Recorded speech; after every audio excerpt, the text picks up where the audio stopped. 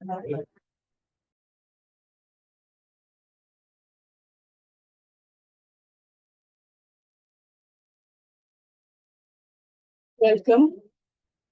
welcome everyone. Today we are continuing with our seventh session on Buddhism and introduction to Buddhism and practical applications of Buddhism.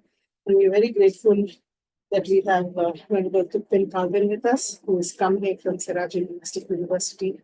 Despite having ongoing studies, they take time every week and come here to teach us. Thank you very much, Ven. And I hope you all enjoy your class. And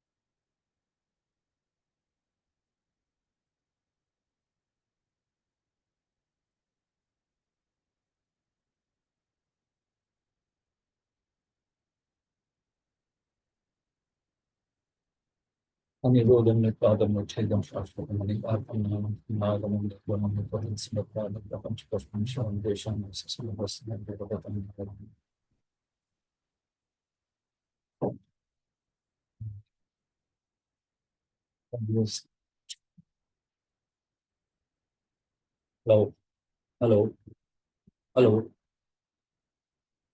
hello, hello. Yeah, okay.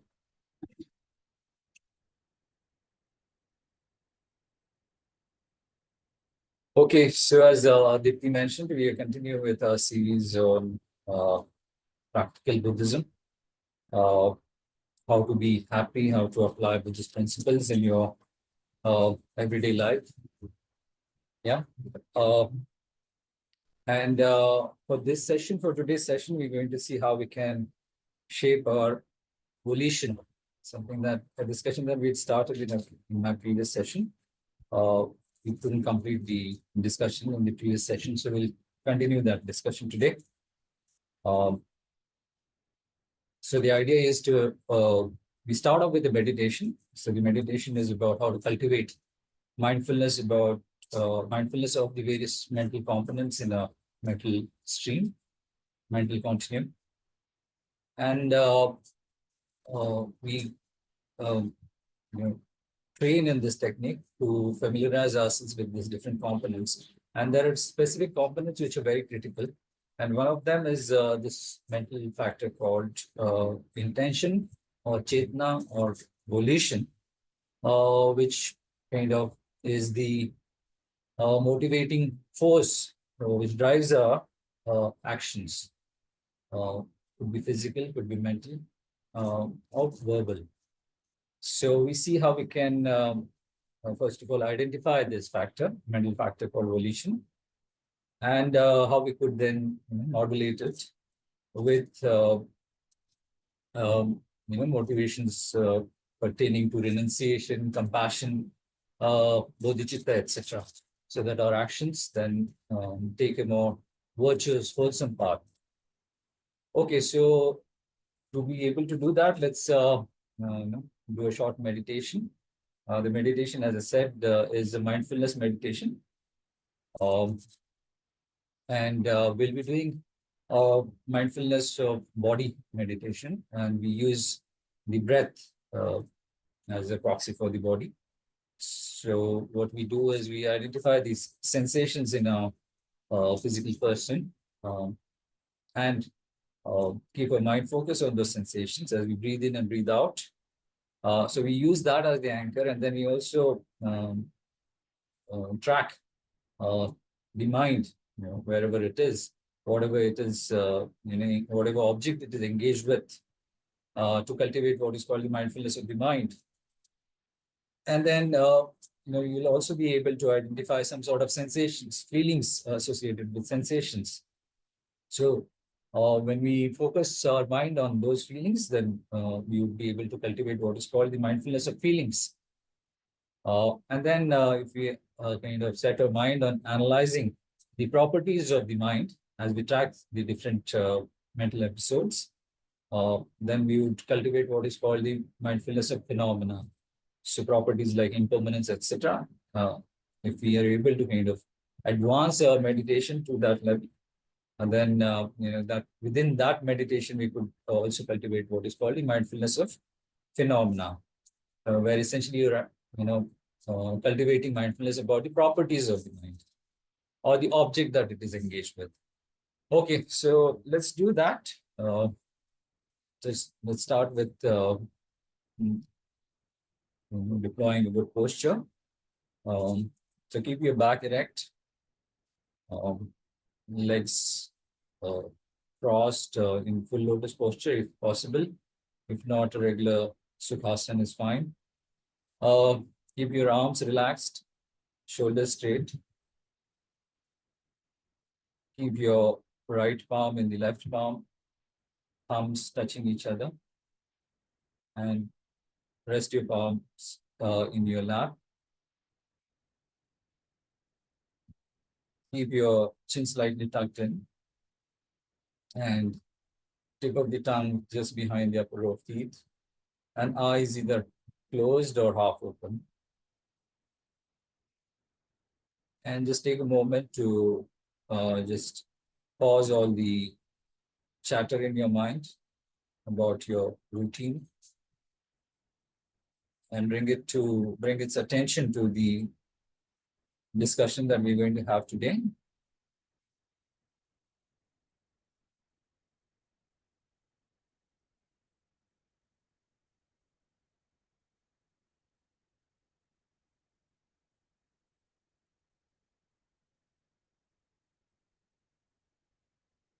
And bring the focus of your mind to uh, your in breath.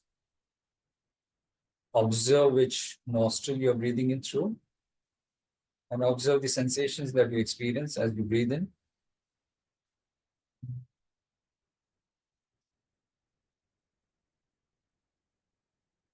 It's possible that you could breathe in through both your nostrils, in which case you pay attention to the sensations in both the nostrils.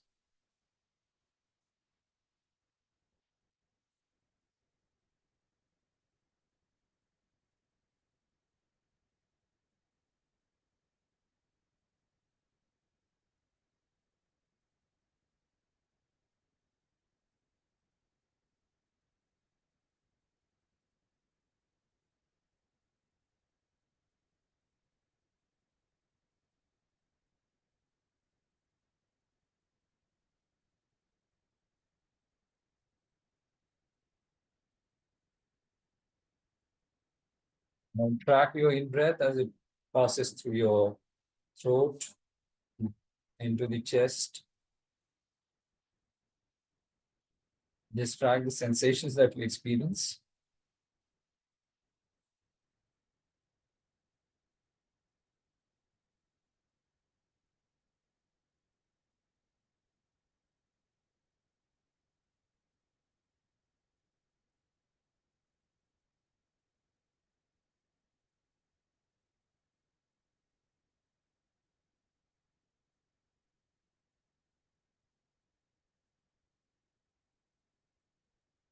Track the entire length of your in breath.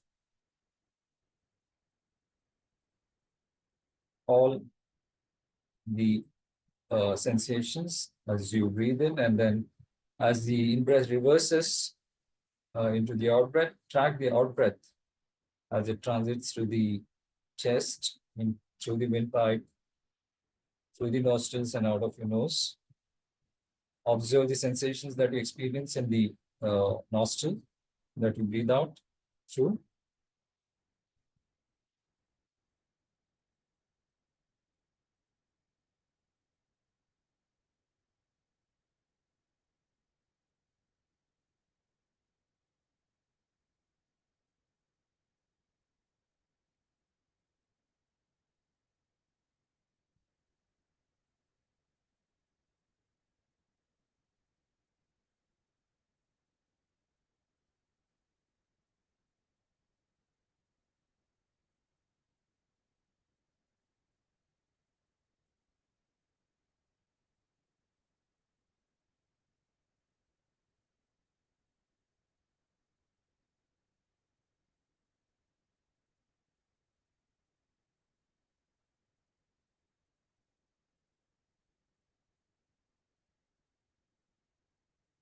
As you breathe in and breathe out, your chest moves.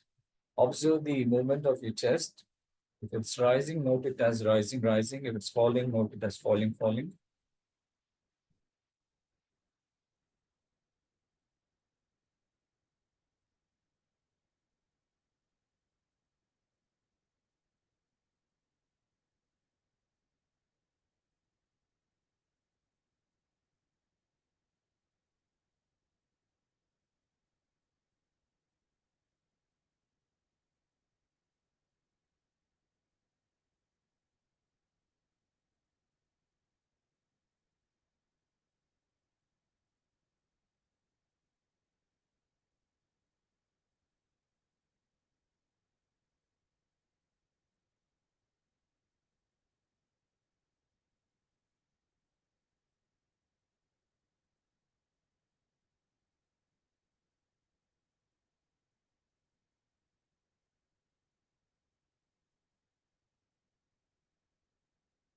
As you breathe in and breathe out, your abdomen also moves. So if it's rising, just note it as rising, rising. If it's falling, just note it as falling, falling. Observe the movement of the abdomen.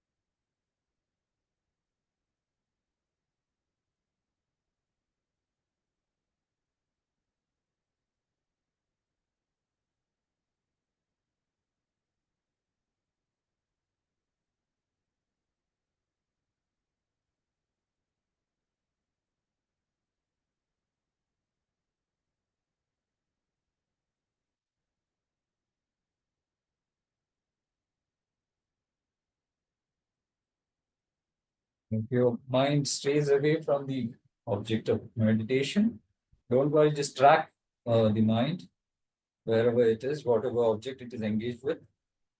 Note it as wandering, wandering. If it's seeing something, just note it as seeing, seeing. If it's thinking about something, note it as thinking, thinking. If it hears something, just note as hearing, hearing. So whatever experience you have, you just note that, make a mental note of that. Don't lose track of the mind.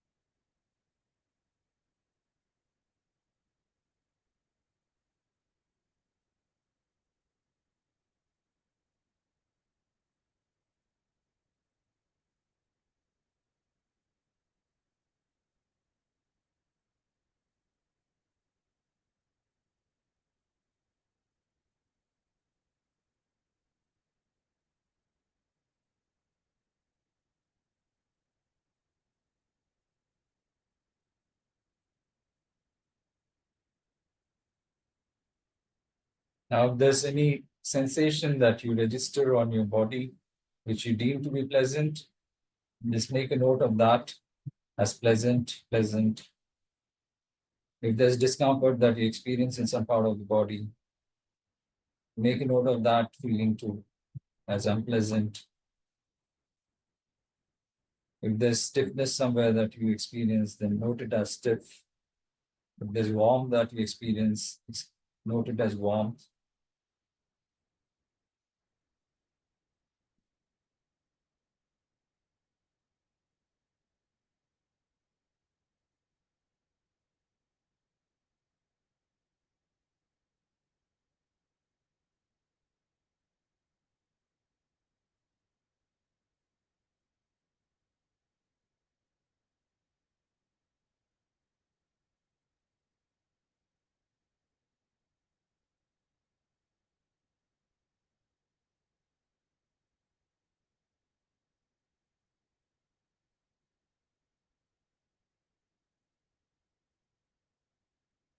If there's some discomfort that you're experiencing, maybe in the back or in your knees, when you know that feeling is unpleasant, and if there's a wish to relieve that discomfort, then make a note of that wish to as wanting to relieve, maybe wanting to stretch or wanting to scratch. Just make a note of that mind that wants to relieve the discomfort, wanting.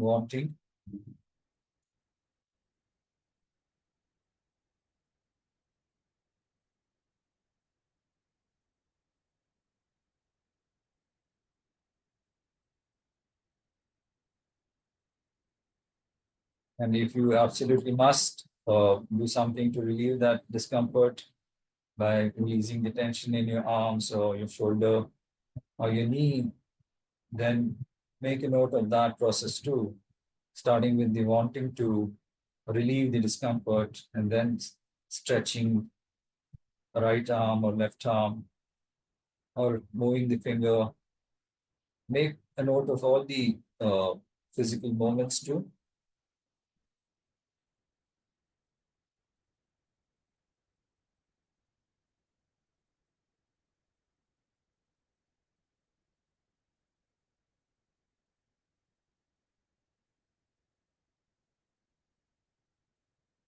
And then bring your mind back.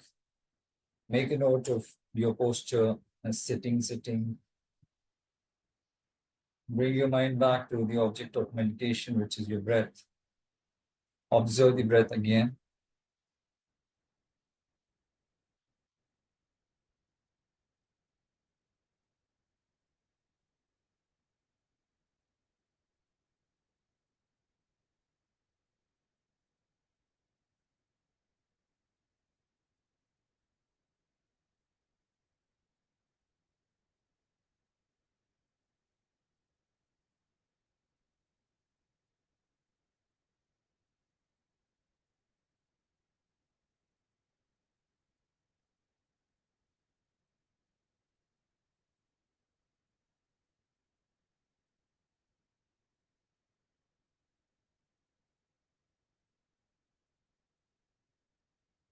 So with your mind reasonably concentrated, let's just use that concentrated mind to set a good motivation for the session. Let's do that with a short Bodhisattva prayer. So just um, mentally recite this. I go for refuge until I am enlightened to the Buddha, the Dharma, and the Supreme Assembly.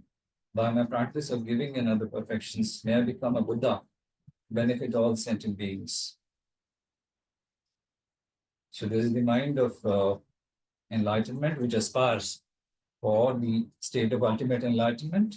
But the purpose is that you want to use that, the capacity that you have in that state of enlightenment to benefit all sentient beings. Okay, so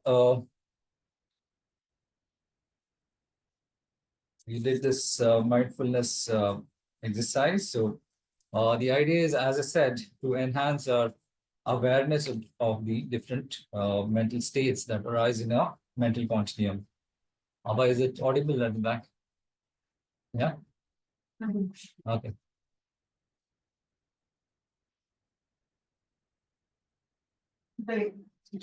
No, it's okay. Maybe you can say closer. Yeah.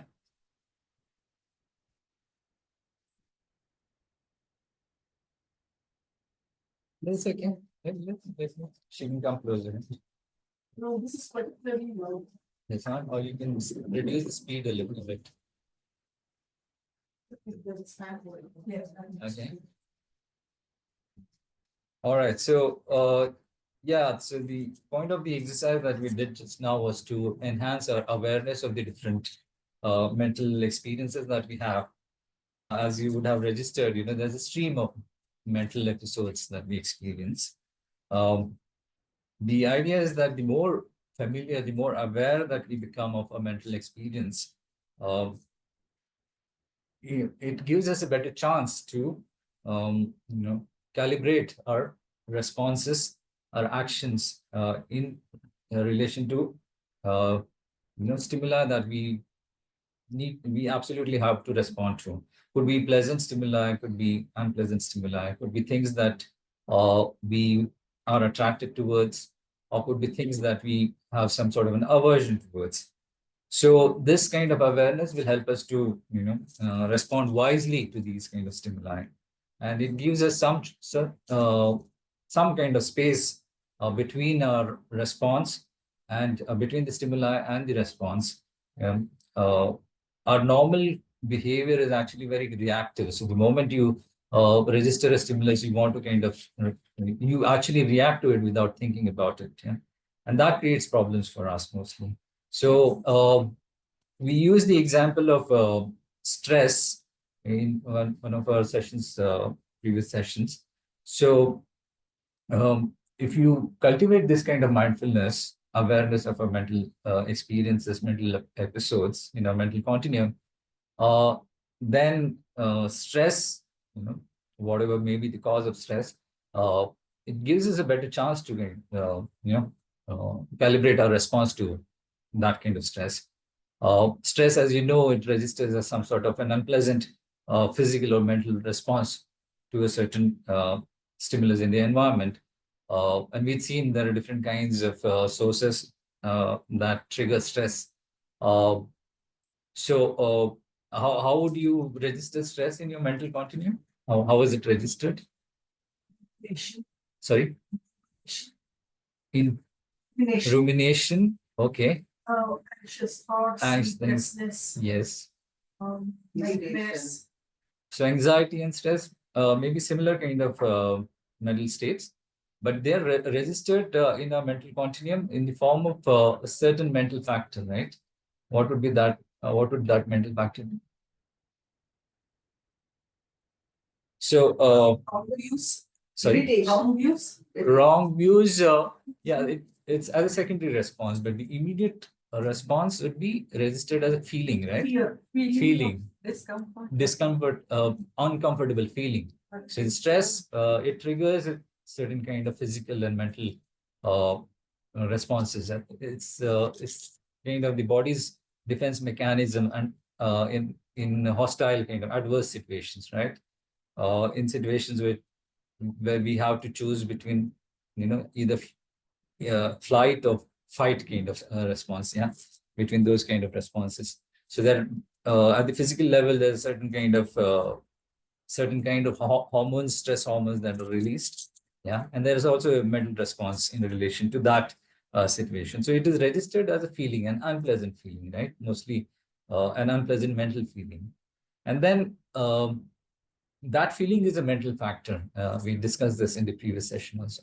It goes along with a main mind, right? So we've seen there's a division of our mental episodes into what could be a main mind and a mental factor. So what could be an example of a main mind in your meditation that you just did? Yeah. Fear is a mental factor. Yeah? Thoughts, yes. Imagination. Thoughts and imaginations, yes.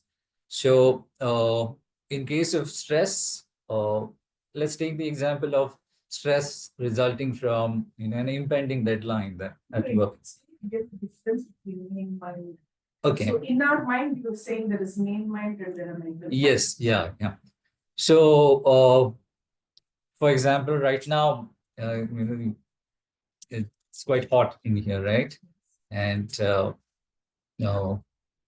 suddenly there's a gush of cool, pleasant breeze, cool breeze, rushing through the hall, and it touches your skin somewhere, and you experience some relief there, right? So there's a sensation that we experience of the cool breeze. Yeah, coolness is registered at that point.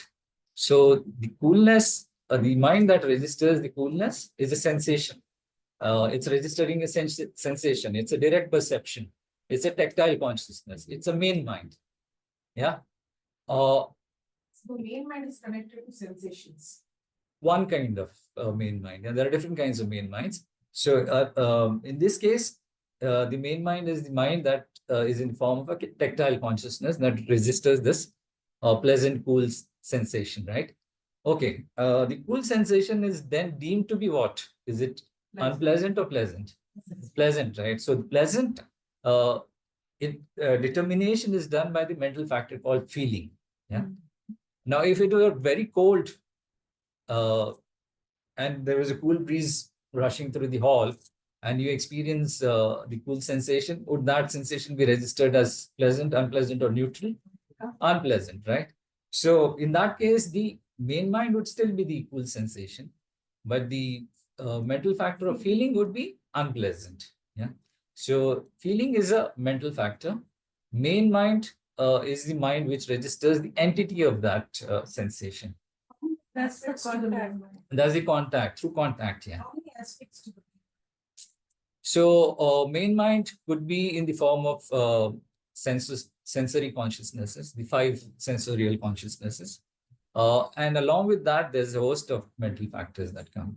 Yeah, there are what feeling is one form of mental factor, one kind of mental factor. It's one of the 5 omnipresent mental factors. So these omnipresent mental factors are forever present. Yeah.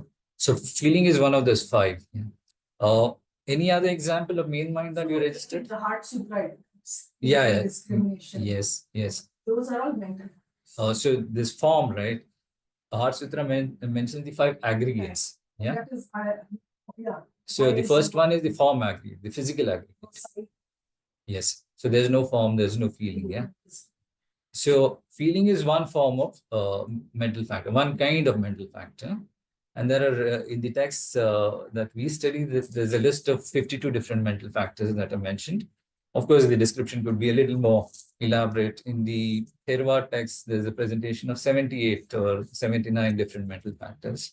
In some other Mahayana text also, there's a slightly different presentation, 51 mental factors.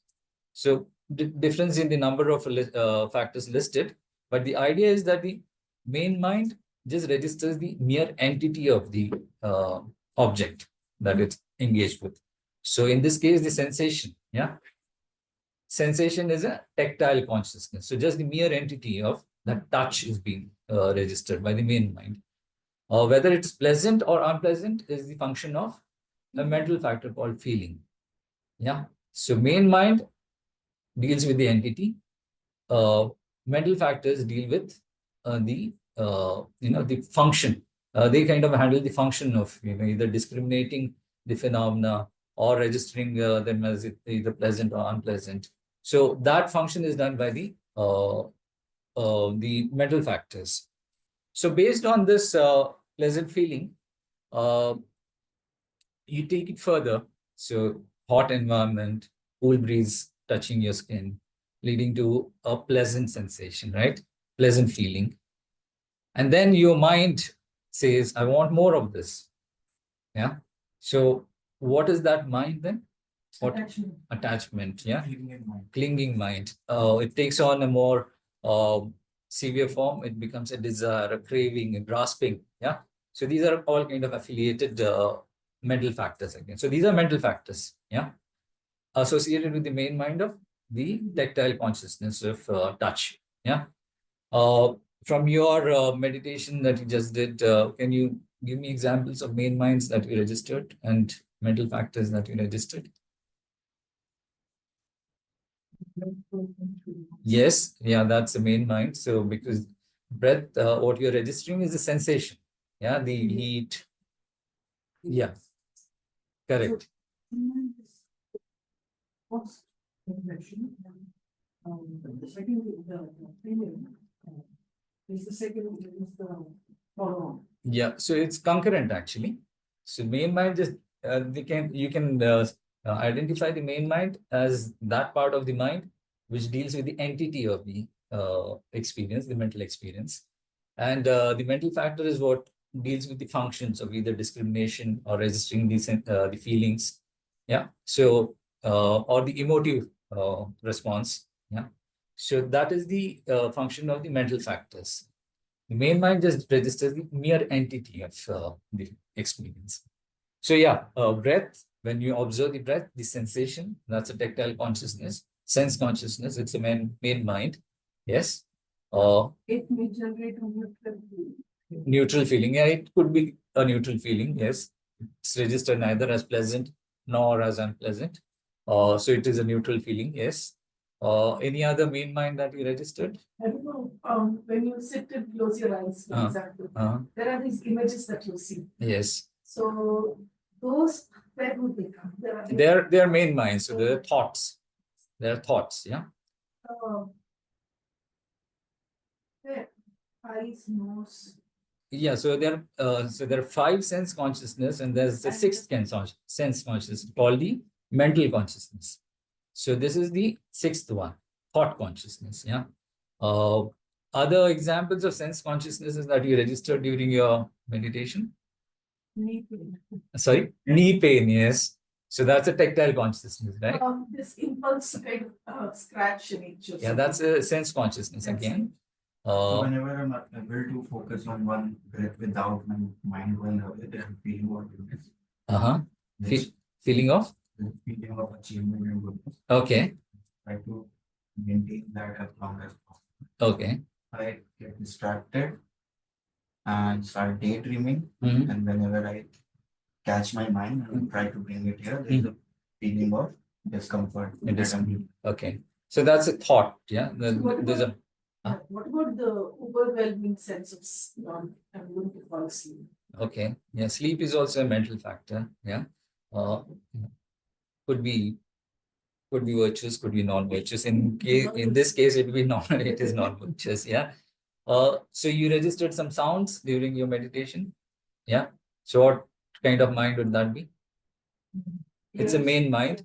It's a main mind, but it's a sense consciousness, right? It's not a thought. Yeah. So you have the other category classification of minds. There's a direct perceiving mind in the form of these sense consciousnesses. And there's another category of minds called thoughts. Yeah? So thoughts are mental consciousnesses, whereas sense consciousnesses are non-thought consciousness. Yeah. So that again is a different way to classify minds. So what kind of sounds did you register, and what was your response to the sounds? Fan, yes. Yes, the noisy vehicles passing by. Yeah. Yes, yes. Okay. So phone ringing, yes. Yeah. So these are all sense consciousnesses, direct perceiving sense consciousness. Thoughts are not direct perceivers, but they're still what you would say cognitive states of mind. Yeah. With the sound of the vehicle that was passing on the road, which you registered, you could also come to the knowledge that it's not the sound of a bird, it's the sound of a vehicle, right? Yeah, so there's a inference that is happening, right? So you can actually infer that there's a truck passing by or an auto passing by, which is based on your prior experience of that sound, similar kinds of sounds. So you have in your mind a relationship between sound of a rickshaw and the presence of the form of a rickshaw. Yeah. So when you heard the sound of, let's say there was a truck passing by, and based on that, you have the main mind of the sound being registered. And then based on the sign of that sound, a mind that realizes the existence of a truck on the main road arises in your mind stream. So that mind which realizes the presence of the truck, what kind of mind is that? Is it a direct perceiver or is it a thought? It's a thought, right? It's a thought. It's not a direct perceiver. But it's a cognitive state of mind. Yeah. It's not an emotive mind. It's a cognitive state of mind. It's not an affective. Yeah, it's what we call an inferential mind, inferential cognition. Yeah. So it is cognizing the existence of. It's also deciding not to pay attention. Yeah. So that is a mental factor called volition, choice, intention. Yeah, that is what we're going to focus on today. Yeah. So inference as opposed to direct perceivers. That's another classification that we've seen in the previous session. Main mind and mental factors, thoughts and non-thoughts. Yeah, or sense consciousness as a mental consciousness. Any other inferential consciousness that you registered in your mind stream? What about when it goes on and Mhm. you, like, not just the perception of the main mind and the feeling, No. but the feeling just comes up. Oh, why is it paining? It's been paining for quite a few days. Mhm. Maybe I should do something about it. Yes. And, Yeah. what is that? So that's just a distracted mind. Yeah. These are just a series of thoughts. Not being mindful of our main meditation subject, which was our breath, right? So that's what we're trying to do. We're trying to enhance our mindfulness of the chosen subject. Yeah. So, but the fact that you registered that it's going away from the object of focus, that's also a mental factor. It's a mental factor of, let's say, vigilance. Yeah? It is observing where the mind is. Mindfulness reminds you that this is the anchor object. And vigilance tells you the relation, the live location of your mind. Yeah, it's relaying the live location of your mind. And then mindfulness brings it back to the object, meditation object.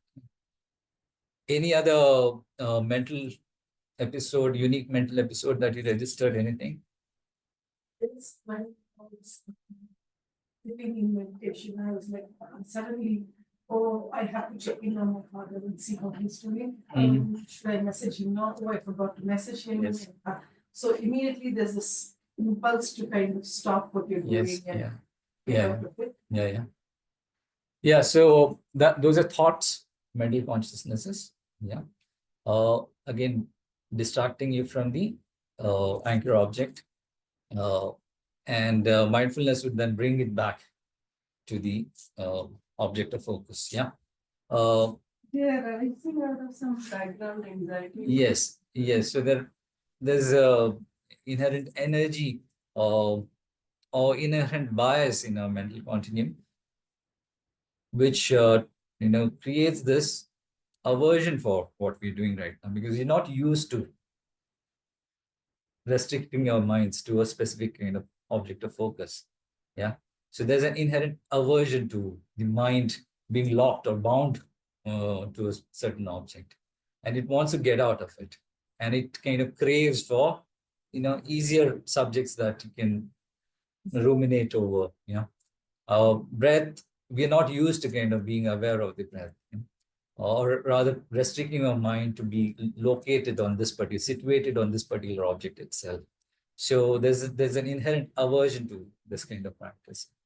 So we need to kind of reverse that, bring it to neutral at least. If not, desire this kind of mindfulness. Yeah.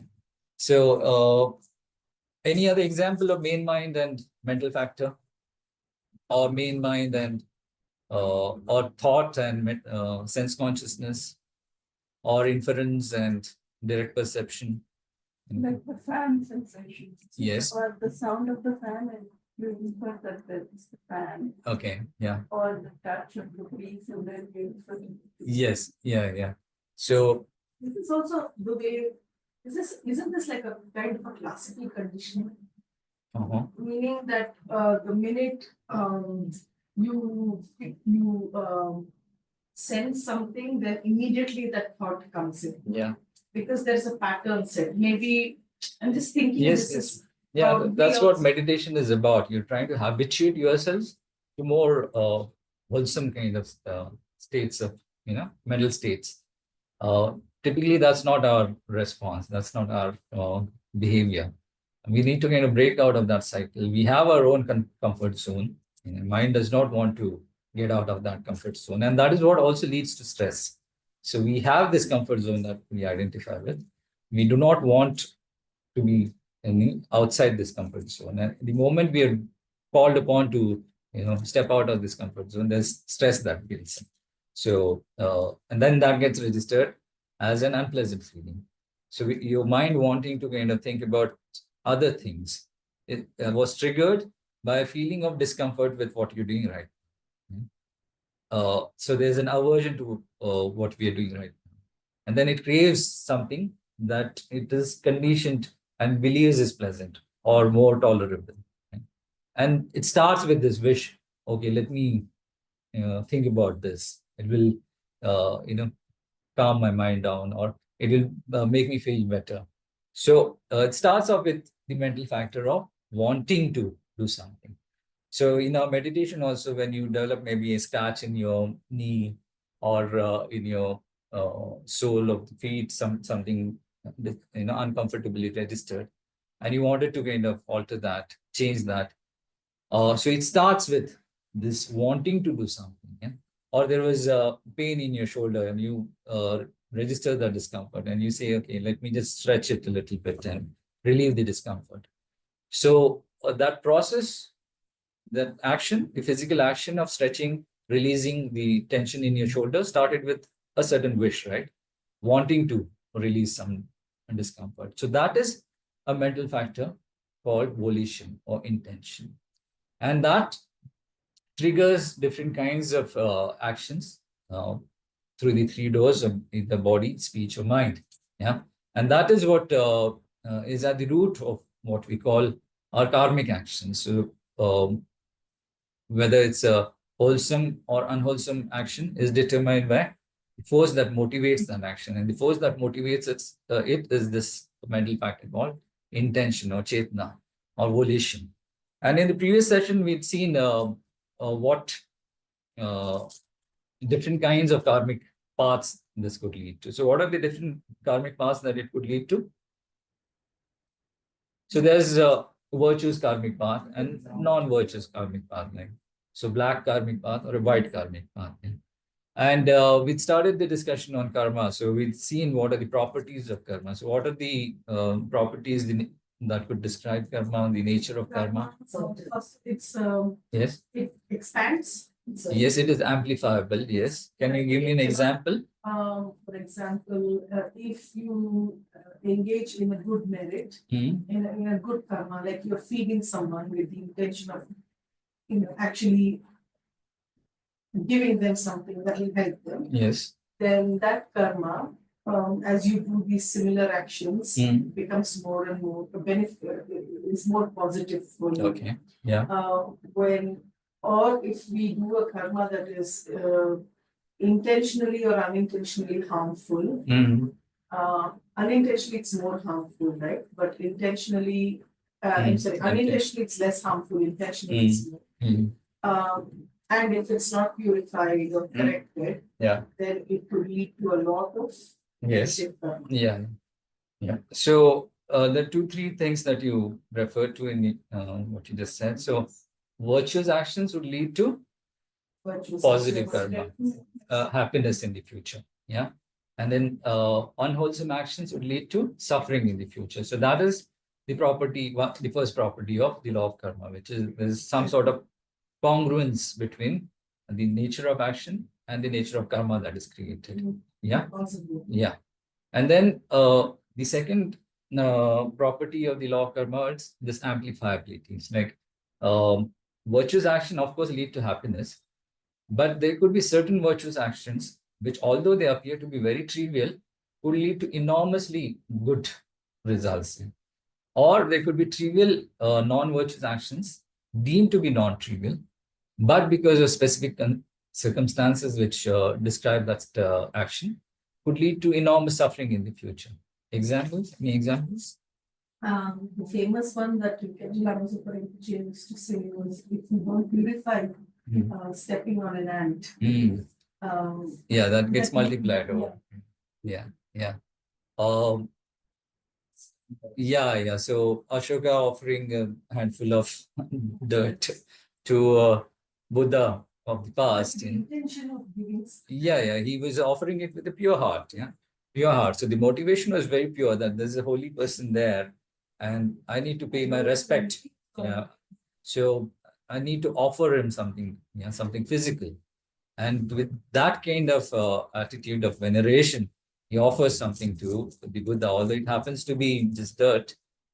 Because of that action, trivial action, this could be dirt, maybe is a little difficult for us to come. Maybe just a handful of flowers, maybe, or leaves or lentils or something that he offered. Yeah.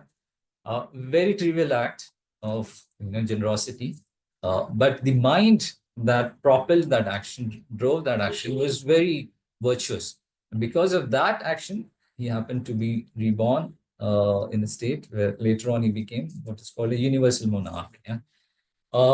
Similarly, non-virtuous actions, there was a monk who abused other people, saying that you have a voice like a frog, or you croak like a crow. So in that case, that monk then had to go through the suffering of taking rebirth as a crow for 500 times, as a monkey for 500 times. Yeah. So why? Because he's a person with vows, and he's not supposed to engage in these kind of misdeeds. Yeah. Although There's so many of that. That siblings especially, you cannot escape that. no, this is for a monk, so a special basis. Yeah. He's a person with vows. The basis is strong. That's the reason. Yeah. So trivial misdeeds could lead to enormous suffering in the future. Then there was the third property where not transferable also, and actions not committed will not yield a result. There is this example mentioned in the text where a person happened to be in the midst of a war, in a battle situation, and there were bullets flying all around him, but he doesn't get injured. And then he says that, oh, I'm lucky that nothing happened to me. But it's not luck that saved him. It's because he hadn't created the karma to be injured by a bullet, and his lifespan being shortened at that time. He did not, experience that experience. In the West, that they say we inherit the sins of our father. It's not true. That's not true. Yeah, karma. It's your own fruits. Yeah. So it's not superfluous in that sense. Karma is not a redundant principle. It is essential to explain these kind of experiences. And then karma does not disappear on its own. Yeah. Anything that you've created will bear fruit in the future. Yeah. Unless you purify it through specific kind of practices. So it can be purified, but it will, the action that you engaged in will plant a seed on your mind stream. But the seed, for it to yield a fruit, it needs other conditions also. So through purification, you're arresting those conditions, and you're kind of making that seed important, and it will not yield a result in the future. So these are the four properties of karma, the nature of karma. So there's a property of congruence, amplifiability, it's non-superfluous, and non-erasable. And then we spoke about the different paths of karma. So what are the main parts of karma? So we engage in karmic actions through the three doors of body, speech, and mind, right? So, and specifically, the text speak about 10 different virtues or non-virtuous actions of body, speech, and mind. So there are three virtuous or non-virtuous actions of the body, four of speech, and then, killing, Stealing, yes, for body, and then speech. Speech is harsh speech, lying, gossip, Yes. idle talk. Yeah. So idle talk and gossip is same, right? Harsh speech, divisive speech. Divisive speech. Yeah. Lying. And then for the mind, covetousness, harmful intent, wrongful intent, and wrong views. Yes. Yeah. And then we saw how for each of these karmic paths to be completed, there are four factors that are required. So what are the four factors? There's the basis that needs to be recognized without. Then there's intention, true. Then there's the action, the actual deed. And then there's a culmination of the deed. Yeah. So all these four factors need to be present for the karmic action, karmic path to be complete. So let's take an example of stealing, for example. Yeah. What would be the basis for negative karma of stealing to be complete? Okay, it's that's the second factor of intention, right? It starts with basis, right? Yeah, so an object that you recognize to be not your own, belonging to somebody else. Yeah, if you confuse that whether it's your own or somebody else's, then probably it's not registered as stealing. Yeah, so a possession that another holds to be his or her own. Yeah, and then the recognition of that object. So the second factor, intention, again has three sub factors. There's recognition of the basis, unmistaken recognition of the basis. There's motivation, there's the motive, and then there's an affliction that drives the motive. So in the case of stealing, what would be the motive? Yeah, the motive would be, I want to make it my own. Right? I want to possess it, I want to acquire it for myself. Yeah. And then the affliction that would be driving it, any example of affliction that would be The driving? person is not feeling content what he has. Okay. He thinks that if I'll have that, I'll be completed. Okay. So some sort of covetousness, some form of attachment, right? Can you steal out of anger? Yes. Yeah, example. In order to there stories of younger people doing this, like students to be spiteful towards Yeah. a parent, Yeah. or to be spiteful, they do shoplifting. or Yeah, they, True. it's impulsive. Yes. It Correct. can become a prolonged habit Correct. of way of dealing with anger. Correct. Yeah. But taking something that's not mine just so that they feel the loss or to Yeah. feel. Yeah. Out of ignorance, delusion, wrong. Any example of stealing out of delusion? Yeah. The whole idea. Yeah.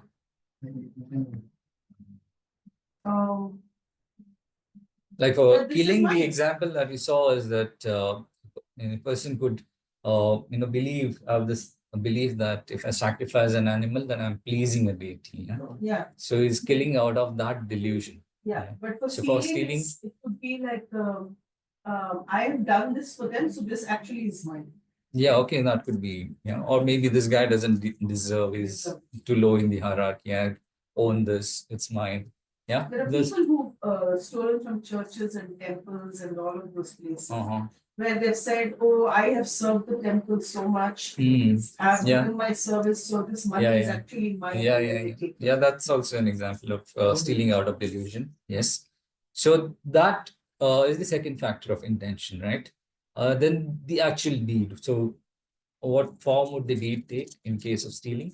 Taking up something that Taking away or just kind of relocating it, possible, right? Stealing.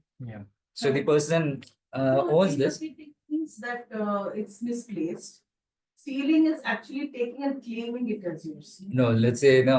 I crave this. Yeah, it belongs. This mala belongs to somebody else, and that person keeps the mala here. Yeah, and then I want to own it. So what I do is I don't take it.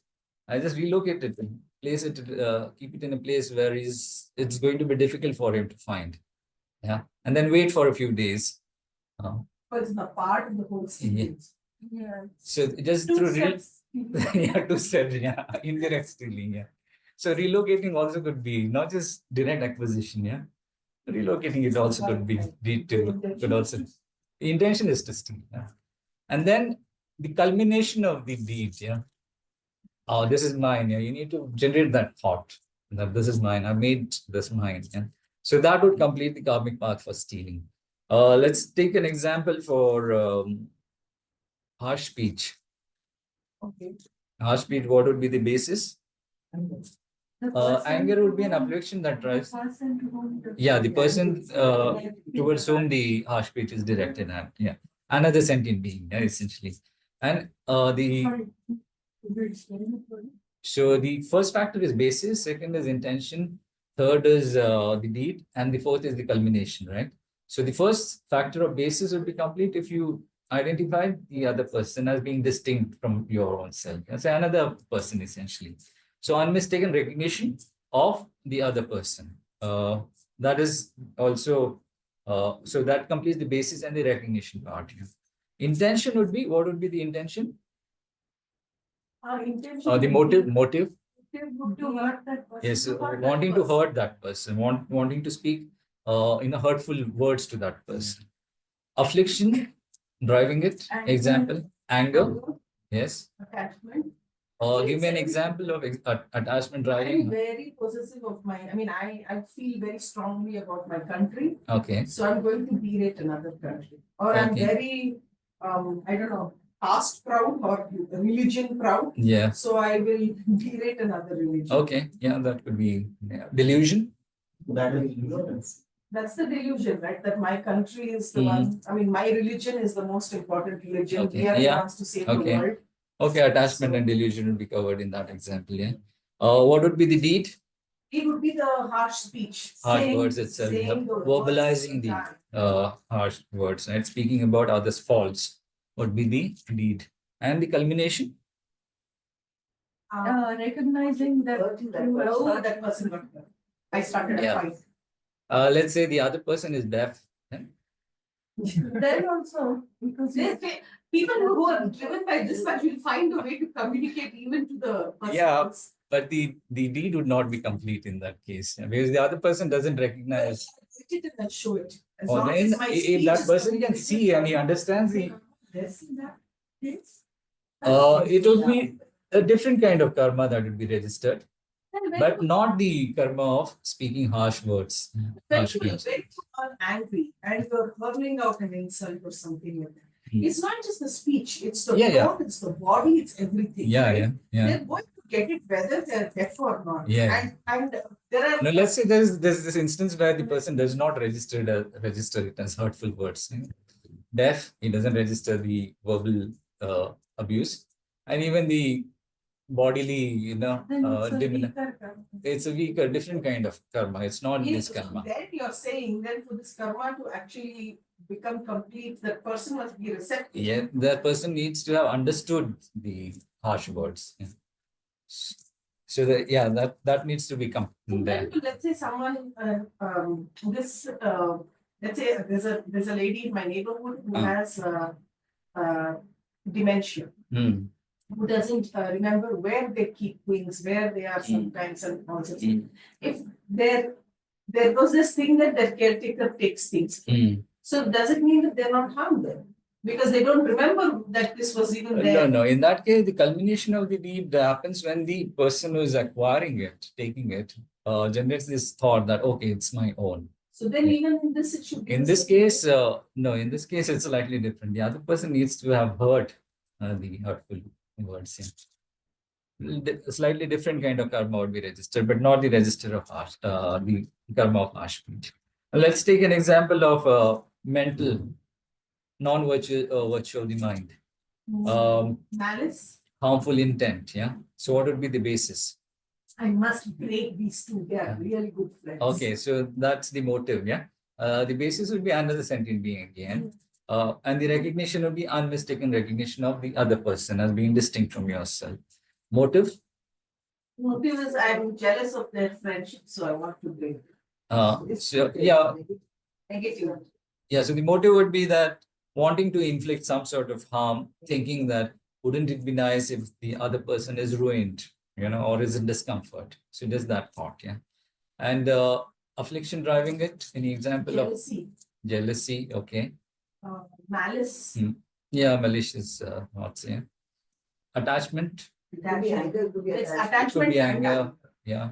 Delusion, example of delusion. If I'm not happy, they should know. Okay, fine, yeah, okay. But yeah, and then the deed.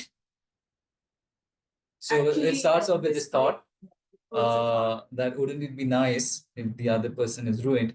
So you make that thought even a little more intense, putting more effort into that thought to inflict harm. Yeah. And then the final step would be to decide to harm the person. So you haven't actually engaged in any action, but you come to the conclusion that, okay, I'm going to do something to harm this person. So that's how you can complete the karmic path for this negative karma of harmful intent to be registered. So that's how you need these 4 factors to complete the karmic path for the 10 non-virtues. So you can think about the process for the other non-virtues also. Okay, and then yes. So if I'm thinking wrong about any and I'm not taking an action, that you're saying it won't be a bad karma. No, it would be negative karma of the mind. Of the mind. Yeah, mind. Yeah. That negative intent is coming from a previous seed. Yes. It could be driven from a previous seed. Yeah. And now I'm punishing that seed again. You're reinforcing that seed again. There is another seed. Yes. So how to break this vicious cycle? Yeah. So that's So that's what your awareness of your volitional state, the mental factor of volition becomes critical. Yeah, you need to be aware where your mind is when you're initiating any action. Yeah, and then you train yourself in things like we keep talking about renunciation, we keep talking about compassion, we keep talking about bodhicitta. The more you hear about this, the more you internalize it. Better the chance of you being able to influence the action right at the intention stage itself. The intention state itself will be then modulated accordingly with either the attitude of renunciation. If your attachment is too strong for worldly objects, then the attitude of renunciation will be able to kind of reduce it. If your attitude is hostile towards others, intention is malicious, then the practice of compassion will help you. Yeah. So that's the reason you need to keep investing in those practices. Okay, so then we started the discussion on the different kinds of karma, the different classifications of karma. So one classification of karma that we had seen was heaviness or lightness of karma, right? And that could be determined by different factors. So killing is kind of naturally a heavier karma as opposed to stealing. Yeah. So you go in that order: killing, stealing, sexual misconduct, then lying, divisive speech, harsh speech, idle gossip. So idle gossip would probably be the least heavy kind of karma. Stealing is bigger than sexual misconduct. Yeah. It is. Yeah. Yeah. But again, depends on the basis. Yeah. It depends on the basis. Mixed with other things. Yeah, it could be missed. Yeah. Intention could also decide whether a certain kind of But karma. does it mean that mental negative karma is lighter than one? The mental karma would be lighter. Then Isn't would be lighter. like isn't that shouldn't that be the strongest because that's the one that propels the action? No, but if I wanting for Yeah. someone to suffer, for example, uh, is the intention, isn't that Hmm. that's the one that makes me do the bad thing. yeah, but it hasn't taken on the shape of an actual action, right? So although it starts it, you could also arrest it at some point. What No. about like a schism, like breaking a relationship, which is unrepairable for let's say some things are unrepairable for a long time. Yeah. That's No, there the it cause a lot of pain. yeah. So it's still I mean, in relation to killing, it would still be a lighter karma. In relation to stealing, relation it to killing. Yeah. It is a negative karma, but in relation to killing, it would be a lighter. But it's also how much you do that. Like if you do tons of Yeah. gossip, that Yeah. compensated. Idle gossip. Yeah, frequency is one factor which determines whether a karma is heavy or light. So gossip, although is naturally a lighter karma, if it is, because it is more frequent, it tends to kind of assume heavier proportions later on. So frequency is one factor. Basis is another factor. So example of heavy or light karma. Yeah, like 30. Yes. Yeah. Lighter would be unintentionally stepping on a bump. But that would not be negative karma in any case, unintentionally. That's accidental. So basis would be like, for example, an ardent person abusing somebody. Yeah. Just using harsh words. Yeah. Or a doctor who's trying to help someone, but then they pass away. Again, accidental. Yeah. But while they're doing a surgery or something. The intention is not there, right? So accidental. Yeah. So basis, for example, if I were to engage in harsh speech as opposed to a lay person, then I'm going to incur more heavy karma. Yeah. So because of the difference in the basis, yeah. Deed. So you're engaging in an action of killing, but how you do it could be more tortuous. Yeah. So if the deed is more tortuous, then it's torturous. yes, no, but you could do it slowly. You could do it with the intention that the other sentient being is hurt more. Like the meat industry right now, they say, what is it? Ethically, Yeah. ethically. Like euthanasia is there. Euthanasia is, yeah, that's, Yeah. there's a self-choice in it, Yeah. right? Yeah. But this ethically killed beef, they say, how is Yeah. it? In Islam, they have a procedure of halal. Halal. Halal? They say this is the justified. I mean, it's not just in Islam, it's almost everywhere. They're coming up with ethically killed meat right now. But the pain is the pain, right? No, but it would matter. I mean, if the intention is to torture it as much as possible before it dies, then it would lead to heavier negative karma. Yeah. Intention would also determine. So there are these 6 factors. There's the nature of the action. As I said, killing is heavier than stealing. So that is the first factor. Intention is the second factor.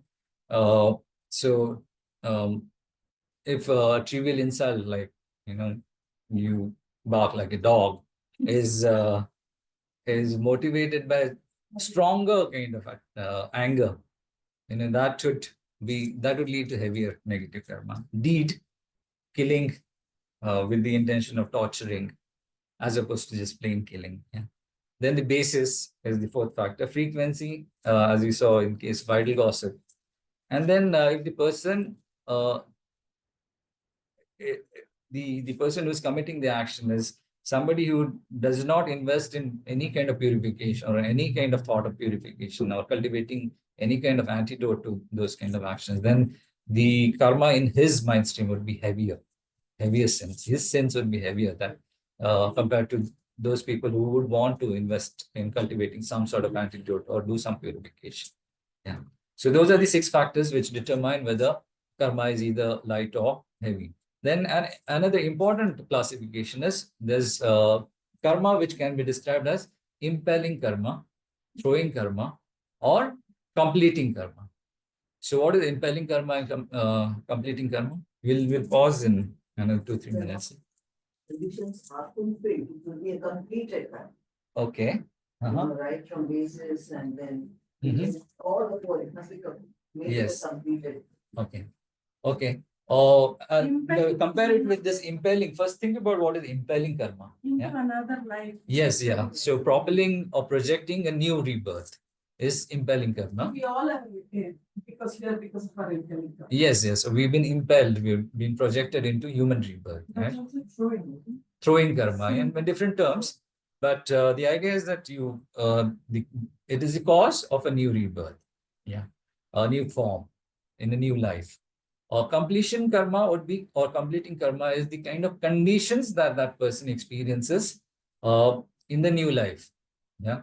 Could be born into poverty, could be born in affluence. Yeah. So what kind of conditions that person is born into? So what's the difference then? You are thrown into those conditions. Right? Yes. So think about what combinations are possible between these two then. Throwing karma and completing karma. I don't see the difference. Okay. So throwing karma, let's say, I'll give you an example. A human rebirth in a rich household, affluent household, and a human rebirth as a beggar. So what combination what determines the first rebirth? What combination determines the first rebirth? Human rebirth, affluence, and then the second one is human rebirth, poverty. There is a difference. No, so the impelling karma is similar for them. Yeah. Yeah. Virtuous impelling karma. Completion karma is different. Children who experience a lot of sickness. So the person who is born into affluence has good completion karma, virtuous completion karma. Whereas the person who is born into poverty does not have good virtuous completion karma. But it's still completion. Yeah, there is completion karma, but the goodness, badness, heaviness, lightness, there's a difference. Conditions are different. Yeah. Environmental conditions. Environment conditions would be also different. We'll come to that. This is just a simple presentation of this. Children who were born, but who go through severe illnesses. I think Yes. that was completion karma. Like Yeah, that is also an just example of completion karma. immaterial of the Impelling affluence. karma is good because he's born as a human. but the completion karma to have a long life is not there. Yeah. So completion karma is compromised. It's not as good as the completion karma that you would have if you have a long life. So shorter life is the result of or illnesses, frequent illnesses is the result of bad completion karma, or illnesses and then medicines being ineffective. Yeah, to that person's illness. That is the result of bad completion karma. Good impelling karma, but bad completion karma. Think about the reverse. Good completion karma, bad impelling karma. So, someone who's a little puppy in a very affluent house. Yes, yeah, good example. Yeah. Born to abject conditions, Mm, maybe also disabled, mm, and who has found a path to overcome it, like Oprah Winfrey, let's say, mm. born to such abject poverty. Okay. No one in that area ever came out of that system, but then found a path out. I mean, she says it's through her religion, which may be right for her.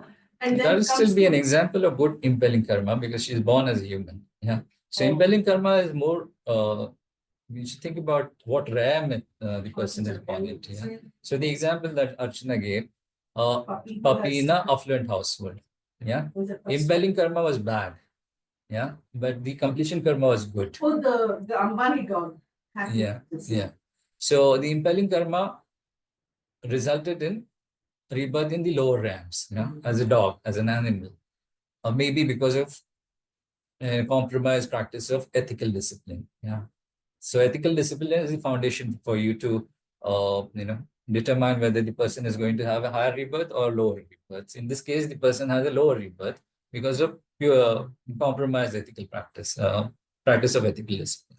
But maybe that person was generous in the past, parted with his or her resources in the past, shared it with others. Because of that practice, good karma was registered. And that good karma is the good completion karma, which resulted in that person being born in an affluent household with abundant resources.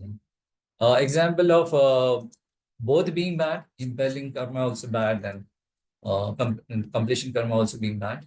Street dog. Street dog. Okay. Street dog would, yeah. Street dog would be a good example. Yeah. Okay. There's one more combination that's left, which is impelling karma bad. No, impelling karma good, but completion karma bad. Illness and childhood. Yeah, that example. Poverty.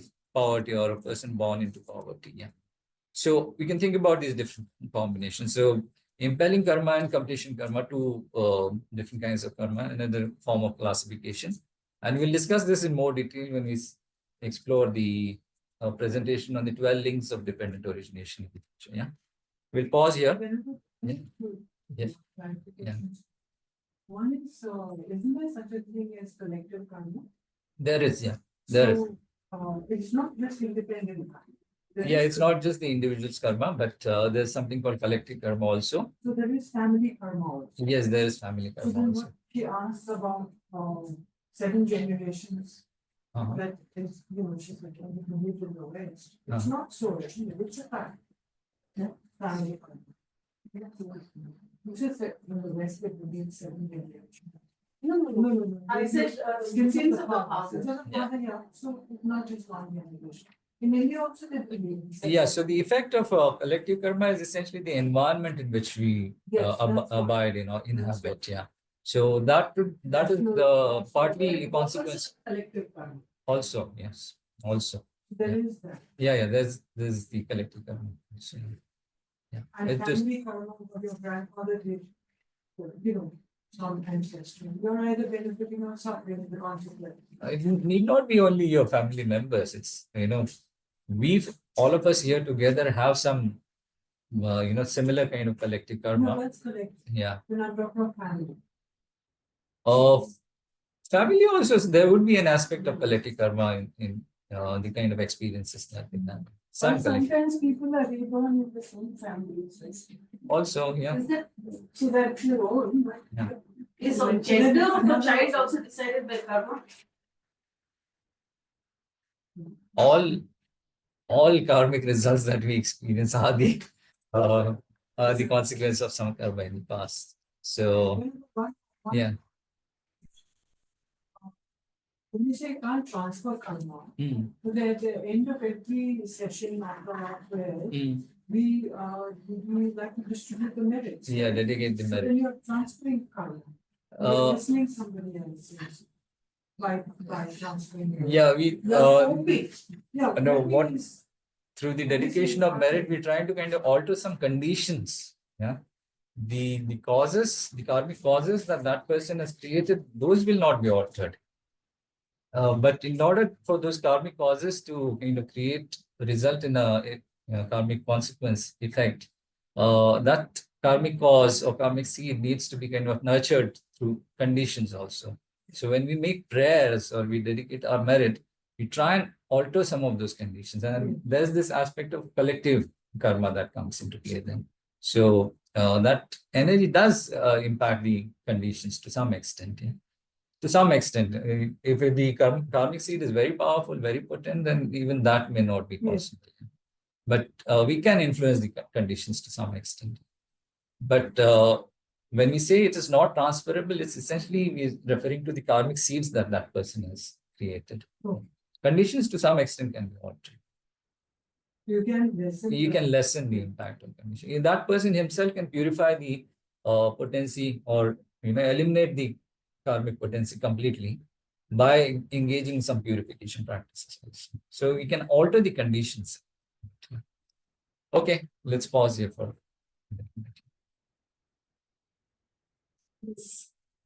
Yeah. Then you want to go after the also the dream is things when you have. You want to pause for a while? For your parents, guru, or creating pictures in some of their immediate negative consequences. Oh, the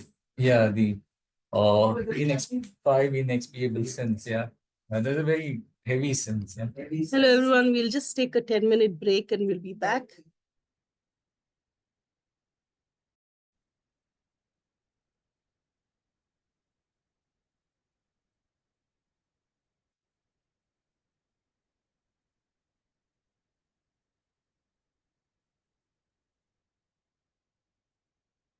Okay, so throwing karma and completion karma, one possible classification. Then there are other possible divisions of karma.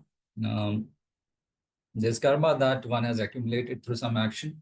There's karma that actions were done, but karma is not accumulated. Karma that one accumulates without performing the action, and karma that is neither accumulated nor the action is performed. Can you think about examples? The first one, karma that one has accumulated through some action. Anything, any action, right? That's good karma. Yeah. Any action which doesn't have a neutral. Yeah. So let's say you outcome. kill an insect with the intention of wanting to kill the insect. So that would accumulate. Yeah. That would accumulate karma, and the action is also done. Action is done, but the karma is not accumulated. Like cutting your nails or. Yeah, a motivated action, not just a neutral kind of physical movement of something that a motivated Without recognition. without recognition. Yeah, Anonymous donation. anonymous donation, you would accumulate good karma in that case. So, if you lie under coercion from your superior without you having any motivation to lie, then although the physical action, the verbal action was completed, but the karma is not accumulated. So you can think about similar example. Not right. Lighter maybe, yeah, lighter. The karma of lying is not accumulated. Yeah, some other karma would be accumulated. Karma that one accumulates without performing an action. Mental. The mental action is there. So action could be through the three doors, right? Yeah, when someone is really in need, not going and helping them out because it's too much for you, even not doing that. Like I've done that sometimes. I see people who are fighting on the street. Yes. Someone is getting help. Yeah. But this is not my business. I'm not doing it. Okay. Yeah. All right. Yeah. Any other example? Is that bad karma? Yeah, non-action. Mhm. Mentally, it depends on But the action is in the mind. So again, yeah, it's the action is in mental the action, yeah. mind. So some negative karma would accrue there, right? Although maybe not part of the 10 non-virtuous karmas there. See, the 10 non-virtuous karmas is not an exhaustive list of all negative karmas. Yeah. Yeah, it's just the main types of negative karma. Laziness. Laziness. This topic is too hard for me to study. I will not study it. I won't get it. Mhm. That's a laziness, right? Yeah. That also could lead That's to a negative non-action. karma. Yeah. Like I'm procrastination that Yeah, people now say. See, For me, that's like, okay, I'm avoiding it because it's too hard for me to do. And I realize that I can't do it. yeah, even laziness would lead to negative karma. Yeah, would lead to negative karma.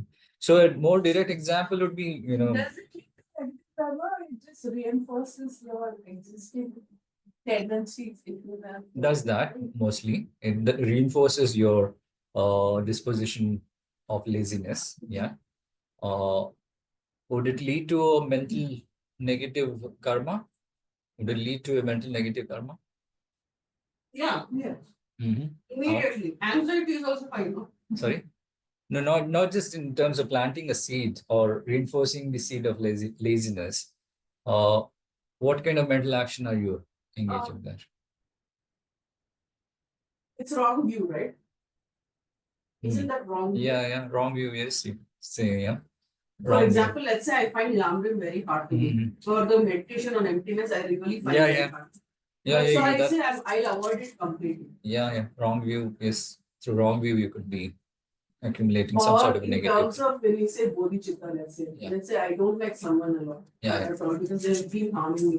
You know what I mean? They're anyway going to harm me. I don't really want to go and come to their aid. Yeah, so some kind of wrong view, you could accumulate negative mental karma through that. But being practical is not wrong. Meaning? Like not getting involved in the street fight, it's being practical. Isn't it? I'm thinking to yourself that why should I get involved? But if what is a situation wrong view? You're trying to just preserve yourself in a situation where you have the ability to influence it. Don't know what Maybe in that case, you need to have the ability, I guess, to influence it in some manner. And then if you choose not to act, then probably you kind of not delivering on a responsibility that you have, and that would probably lead to some sort But of. if you're a passerby and two people are having a hand to hand, you don't say anything, they will get involved. Yes.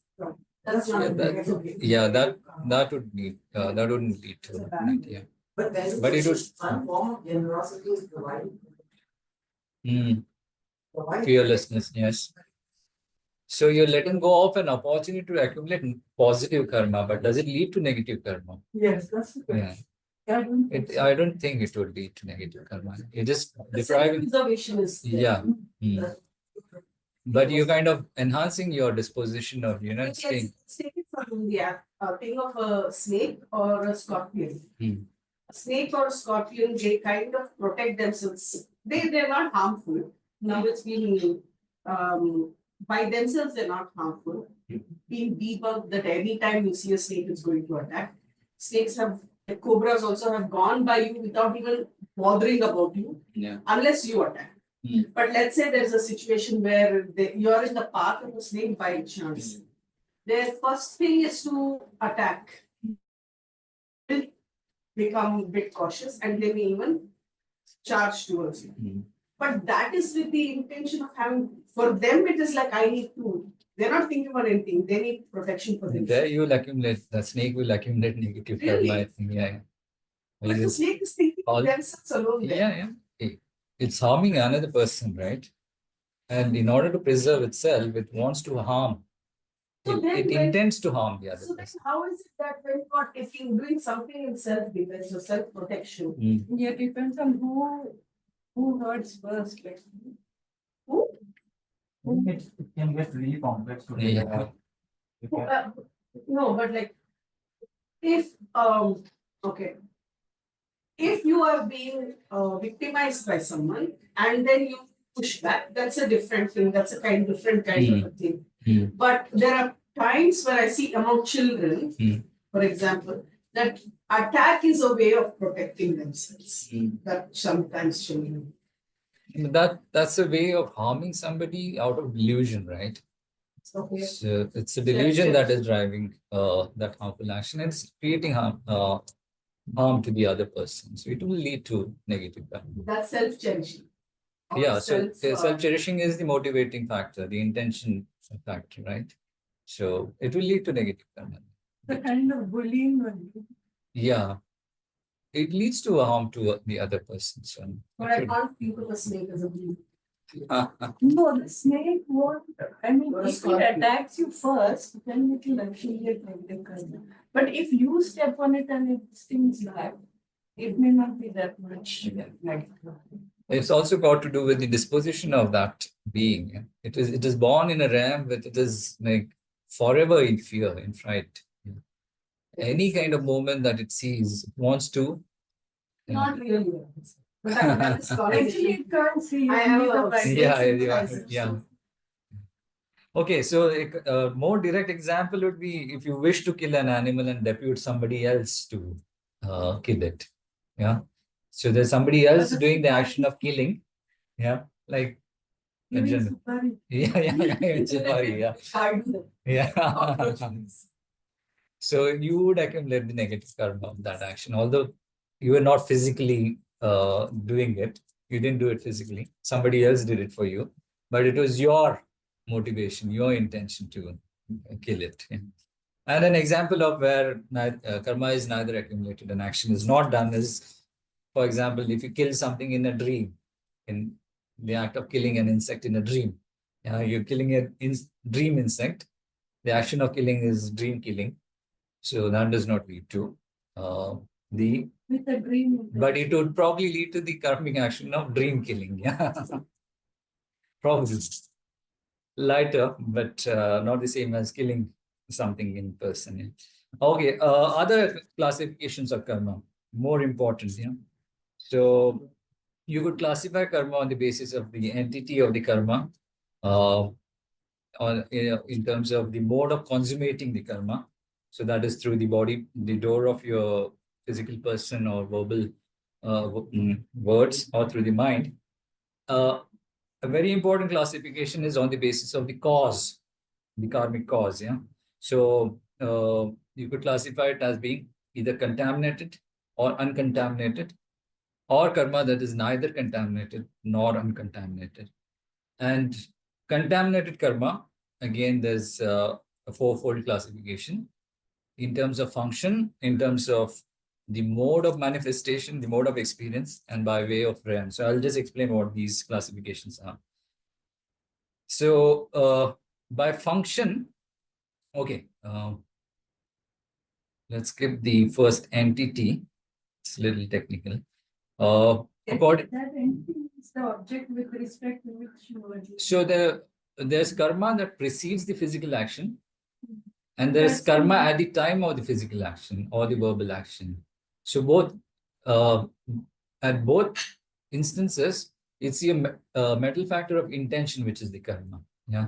So the first one is driving the physical or the verbal action, saying that I let this or this be done. So that is the intention.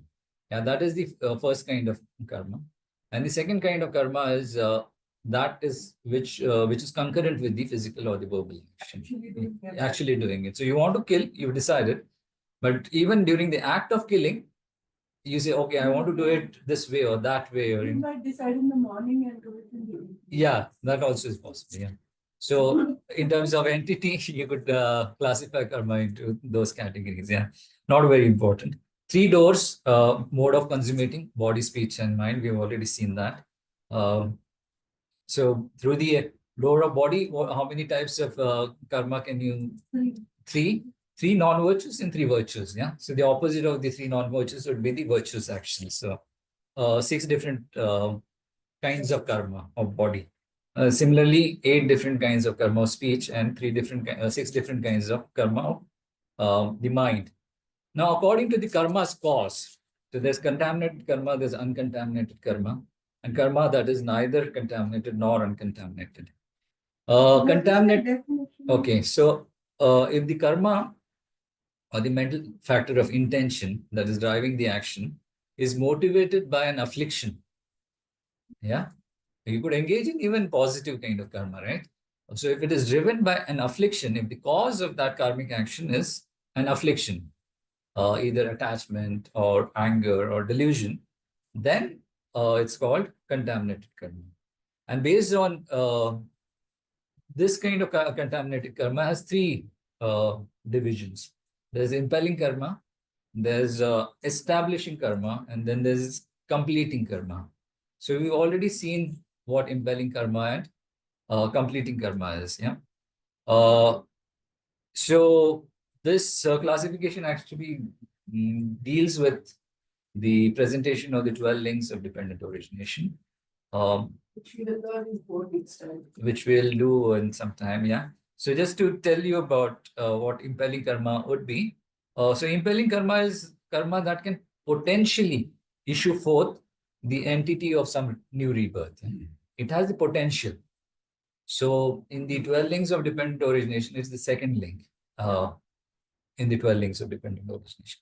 Establishing karma is this impelling karma, which is in the form of a seed, a potency, that needs to be nourished further and taken to a point where it is definite or certain to issue a new ripening, a new karmic ripening, a new rebirth.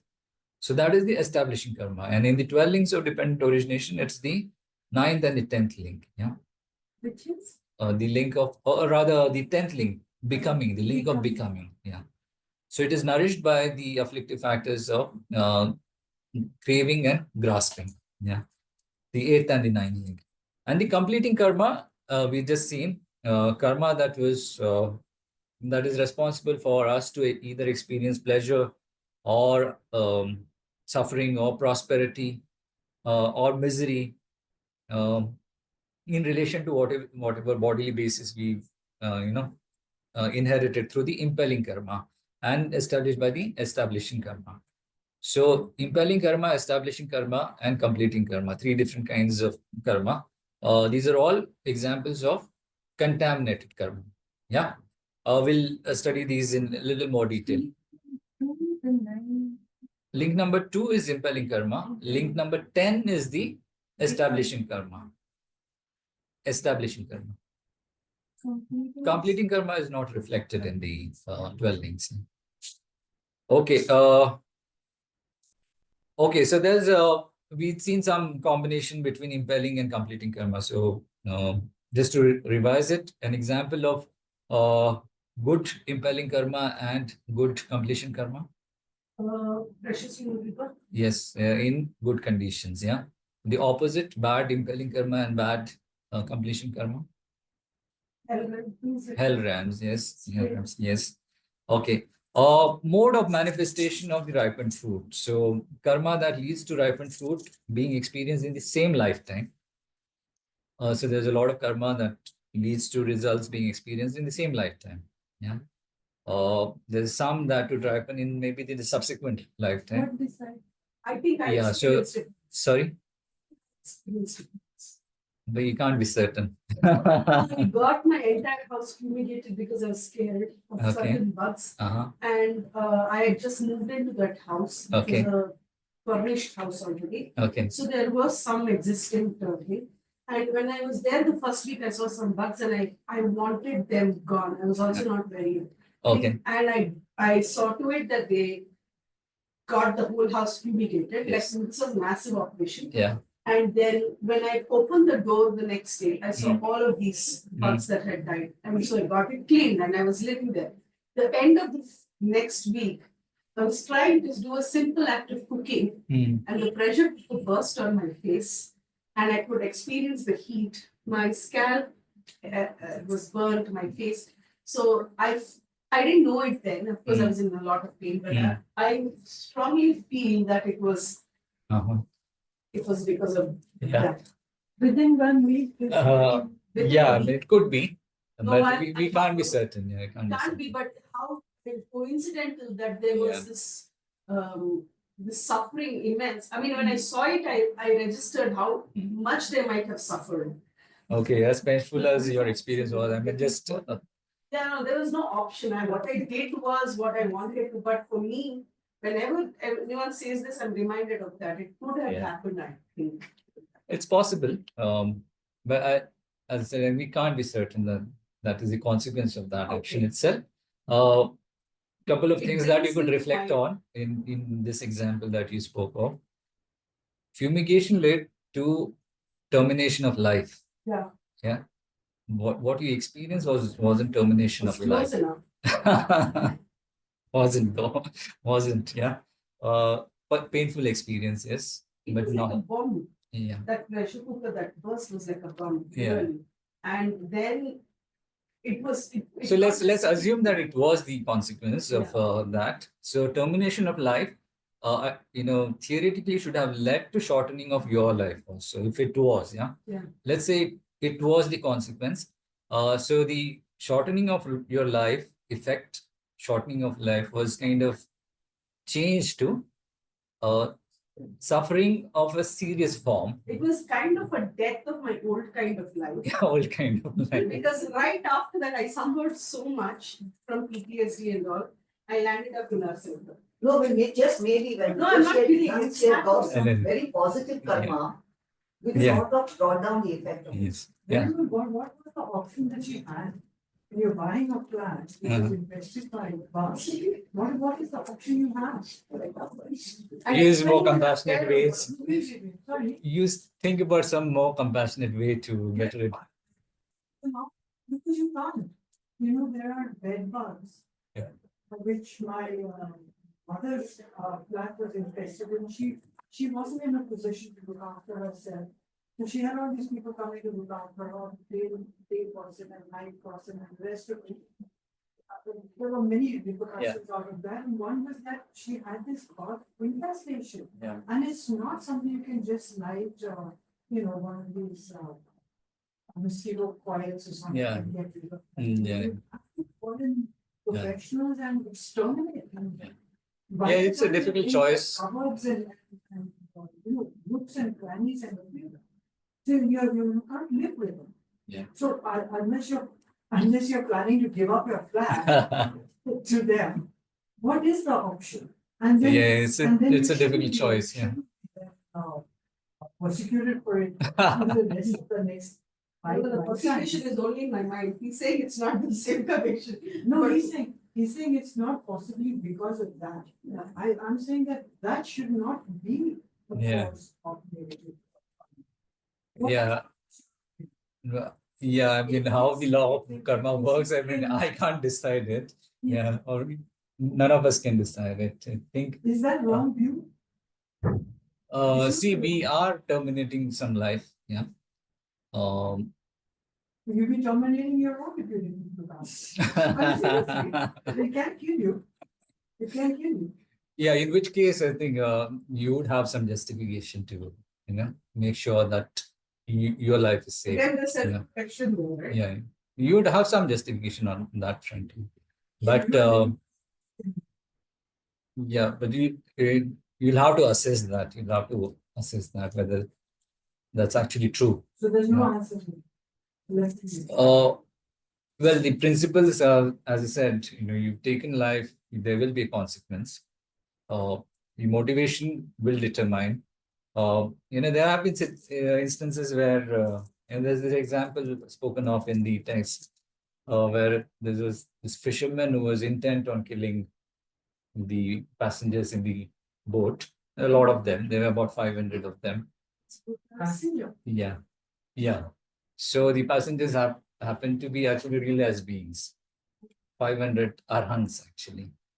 And the Buddha, in one of his previous lifetimes, was traveling in that ship boat. And he, through his power of clairvoyance, realized that this person is intent on killing them. And then he realized that that would lead to enormous suffering for that person. And of course, the loss of lives of 500 arhants also is a big loss. So then there was no option for him to avoid that situation, but to kill the fisherman, the boatman. And he took that person. So that would have, his motivation was compassionate though. It was to prevent him from suffering the consequences of that severe negative karmic action. But he would have kind of created maybe some negative karma of, but that would have, because of the power of the positive motivation, purified some aspect of that karmic action. Yeah. So he would have suffered the consequence of that action through maybe some mutation in a slightly serious, slightly less serious form of suffering. So yeah, these are difficult choices. Yeah, difficult choices for us to make. But the fact that we have this situation that our plants are infested. Yeah. Cockroach itself is having. That also is a consequence of our past actions. Yeah. So Zopa Rinpoche had very good advice. People spoke about similar situations, right? Talked Have about you heard of the situation? cockroach. Yeah, cockroach rats. Yeah. Cockroach, he advised that what you should do is you trap the cockroach, put it in a box, small box, and place a stupa on a table in the middle of the table and take the cockroach around, let the cockroach circumambulate the stupa. So a different. His story with the rat. He told us here Uh, that when he was young, in Nepal, and they were all living in this kind of commune of monks. And when he was identified as Rinpoche and so he was given a bed with a spring, and everyone else was lying on the floor. And there was this rat which came and made holes in the mattress, and not in his teacher's mattress or nothing, only in his mattress. And then someone gave him ropes, and so they had this chest of drawers with 9 drawers in it, and the middle one was for Zopa Rinpoche. And he had kept his ropes there, and all the other ropes were intact except his. So then Zopa Rinpoche said that he had a special connection with the rat. So he meditated on that. Yeah, with Rinpoche, of course, he was clever one, so he would realize the connection and take the necessary steps to purify that connection, that negative action. Yeah. So karma that would be ripened maybe in a subsequent lifetime. So in a lifetime after the subsequent lifetime, and there are types of karma which are certain not to yield a ripened fruit. Can you think about an example? You engage in the karmic action, the karma is complete, you accrue the karma, but then it's certain not to yield a fruit. In this life. In this subsequent or anytime in the future. Yes, if you purified it, right? So what kind of purification? So you purify it immediately using different kinds of purification practices, confessions, and the power before 4 hours, and those practices. You purify it, and then you don't experience the results of those kind of negative karmic actions. So on the basis of the mode of completion, manifestation, that's the classification that you can think about. Then classification by way of mode of experience. So karma that leads to pleasure, karma that leads to experience of suffering, karma that leads to experience of neutral feelings. Examples: pleasure. So any kind of virtuous karma that we create. Specifically virtuous karma grounds that include grounds below the 3rd absorption plane. So in the presentation of the different planes of existence in the Buddhist cosmology, you talk about the desire realm, the form realm, and the formless realm. So the form realm also has several planes. So the ultimate plane of the form realm, there's no experience of pleasure. You have experience only neutral feelings, but you are reborn there only through the power of your samadhis. And the formless realms. So 5 planes, there's no experience of pleasure. So any experience that is the cause, that is caused by virtuous karma, which leads to your rebirth in those planes. That is an example of karma. Like Bodhisattva.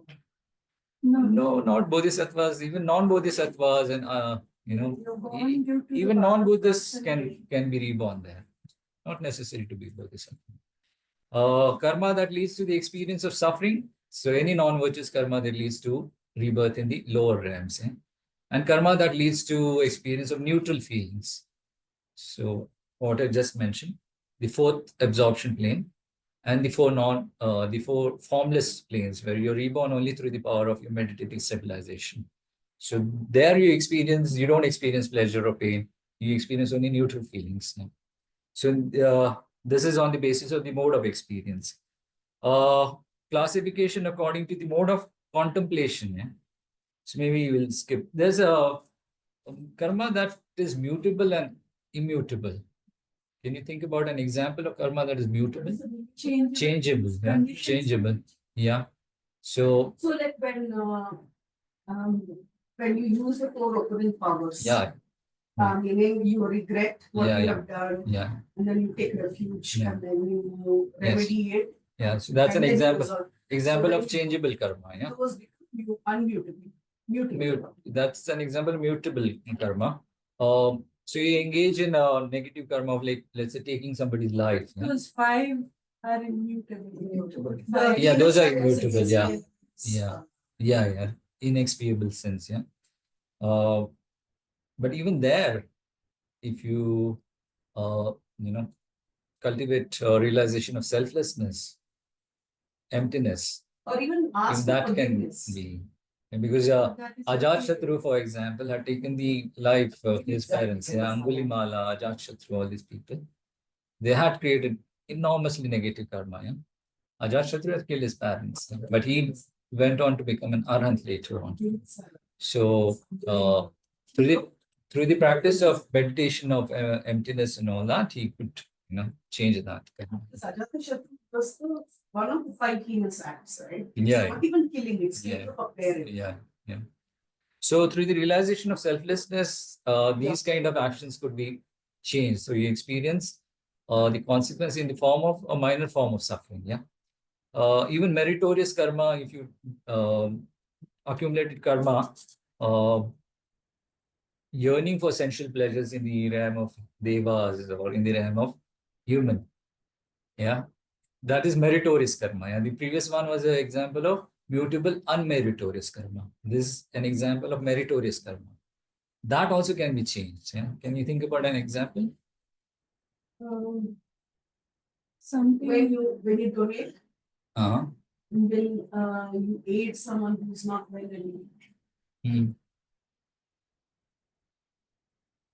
So let's say you created the karma to be reborn as a god. Yeah? It's meritorious karma, of course. You engage in virtuous actions and you created the seed to be reborn as a god. But then, something tasty can give you a stomach. yeah.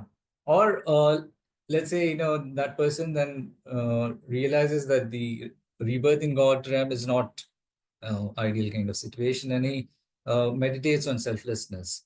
And he attains a state, and then he realizes that if I'm reborn as a human, then I can practice Vajrayana and I can accelerate my spiritual development.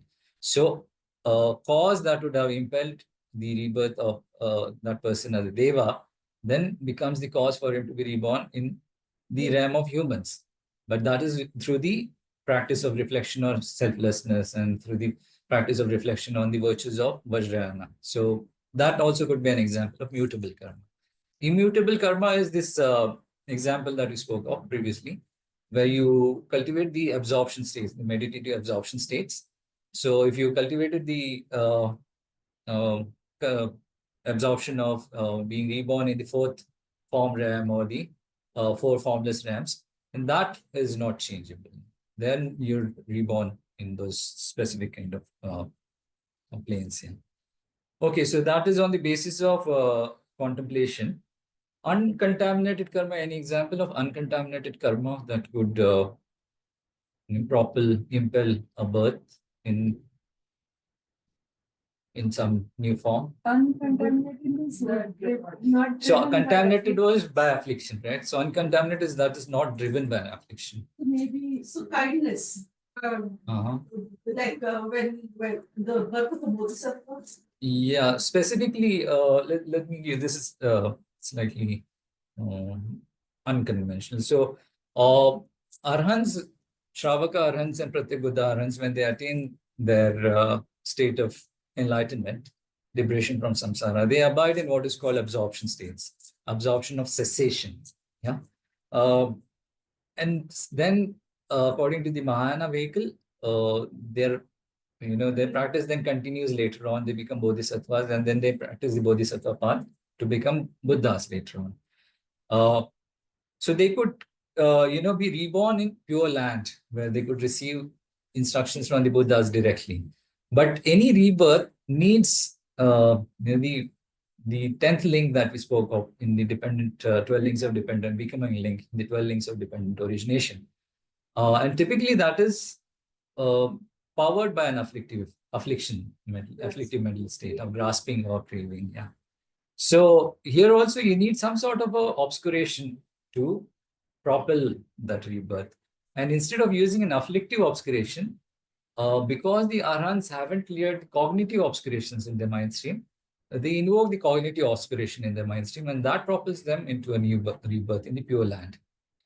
Similarly, the bodhisattva from a pure land has to be reborn through the power of prayers, yeah, in a lower realm, in the realm of hells or humans or whatever.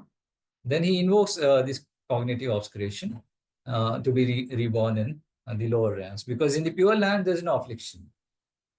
So yeah, slightly, yeah, they can do that. Yeah, through the power of prayers, they want to be reborn in the lower realms, so then they can assist other sentient beings. So they invoke some cognitive obscuration and then are reborn in the lower realms. Okay, karma that is neither contaminated nor uncontaminated. A person who is in a state of meditative equipoise, meditating on emptiness. Buddha, of course, is beyond any of these karmic. Anyone who isn't when they should manifest the passing away and they stay in that samadhi. Yeah. Yeah. So yeah, when a person is in this meditative equipoise, yeah. So when the person is in meditative Thubten, yeah, meditation on clear light. Yeah. Yeah, that is also a state where the awareness is in the state of is in an exalted state, meditative equipoise. So the mental factor that is accompanying the main mind, which is in meditative equipoise, is an example of karma that is neither contaminated nor uncontaminated. Okay, results of karma, more important. Because it's not driven by affliction, or rather, it's not contaminated because it's not driven by affliction. It is not uncontaminated because it is not driven by any cognitive obscuration. So uncontaminated karma is driven by cognitive obscuration. Yeah. But not uncontaminated. Why should it be not? Yeah, for when we spoke about the example for uncontaminated karma, karma that is driven by a specific kind of obscuration, cognitive obscuration, not an afflictive obscuration. So in his mind stream, when he is in the state of meditative equipoise, the only object that appears to the mind is emptiness. So that is not an obscuration, neither afflictive nor cognitive. And hence that mind, the mental factor of intention that accompanies that main mind, is an example of karma that is neither contaminated nor uncontaminated. What happens to So it plants a seed, I guess, a neutral kind of seed, yeah, which maybe leads to his wanting to be to abide in that similar state. That becomes more powerful, maybe. Okay, so results of karmic actions, black karmic process. Yes, we'll stop in 10-15 minutes. Yeah? We'll just discuss the results of the karmic process. So when we speak about the results of karmic actions, we can speak about three different kinds of results. There's the ripened result. There's what is called results that is congruent with the cause. And then there is environmental results. So the karmic action of killing, what kind of ripened result would it lead to? Yeah, rebirth in one of the low, miserable realms. So rebirth in hell realm. Yeah. Results congruent with the cause. That has two dimensions. There's experiences that are congruent with the cause, and then there is behavior that is congruent with the cause. So, Anger, more anger. yeah, so if you're killing, if you engage in the negative action of killing, then the behavior congruent, you have a liking for killing since childhood. Yeah. So some inclination towards killing since childhood. What is the experience that is congruent with the cause? Somebody went back. Yeah. So you've shortened somebody else's lifespan. So in your lifetime, your lifespan also will be shortened. Yeah. So shortened lifespan, and that too, it's characterized with a lot of sickness. Yeah. Environmental result. War, perpetuating more war. Okay. One, For the individual, yeah. So he's engaged in the action of killing. Yeah. So experience congruent with the cause is that his lifespan will be reduced. Behavior congruent with the cause is that he has a liking for killing since childhood. Environment in which he abides, yeah, the external conditions that he consumes. There's a difference. opportunities. Yeah. Or things like medicine, food, drink won't be effective on that person. Yeah. You could be a So, butcher. sorry, You could be a butcher. he could be a butcher also. Yeah. That is the behavior that is congruent with the cause. Yeah. When you speak about the environment, he's born in an environment where medicines are not effective, food and drink is not effective. There's very little power to cure any sickness that he experiences. So, what about stealing? What would be the ripened result? Somebody will speak Yeah, so the ripened result is again rebirth in the lower realms. Yeah, lower realms, ripened result. Result that is congruent with the cause, what you just said, because you deprive somebody of his or her resources, somebody will deprive you of your resources. So a lack of possessions and then having to share possessions with others as a possible experience that is congruent with the cause. What is the behavior that is congruent with the cause? A liking for killing, stealing, yeah, stealing. Environmental result. be born in a They don't get in a place where stealing is encouraged. Stealing is encouraged. Okay. When you are born in an environment where you Politician. deficit, when you don't get. Yeah, true. Yeah, so deficit of resources. Yeah, so that is behavior congruent with the cause then. Yeah, probably. Okay, so few crops of fruit, yeah, and I mean this is what is described in text. Few crops of fruit, hail, frost, few possessions. So those kind of things characterize the environment in which you are born in. So similarly, you could think about the ripened results, the results congruent with the cause, and environment results for the other non-virtues, the other 8 non-virtues. Results of the okay. Okay, there's another thing. So okay, so we spoke about 6 different determinants that make karma either light or heavy. So there's uh, another way to present these determinants, which could lead to powerful karma. So 4 different determinants. There's the determinant called field.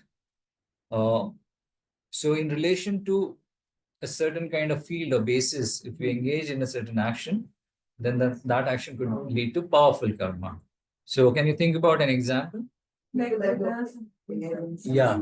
So if you engage in generous acts, generous deeds in relation to Buddhas or one's own gurus, then that leads to more potent kind of karma. Yeah. Or maybe on the other side, a negative action like giving a scornful look, directing a scornful look in the direction of a bodhisattva, that will lead to enormously negative karmic action, more negative than throwing all sentient beings in prison and plucking out their eyes. So that's the determinant field. Yeah. Then if somebody has vows, a person with vows also could lead to more powerful karma. Yeah. Example would be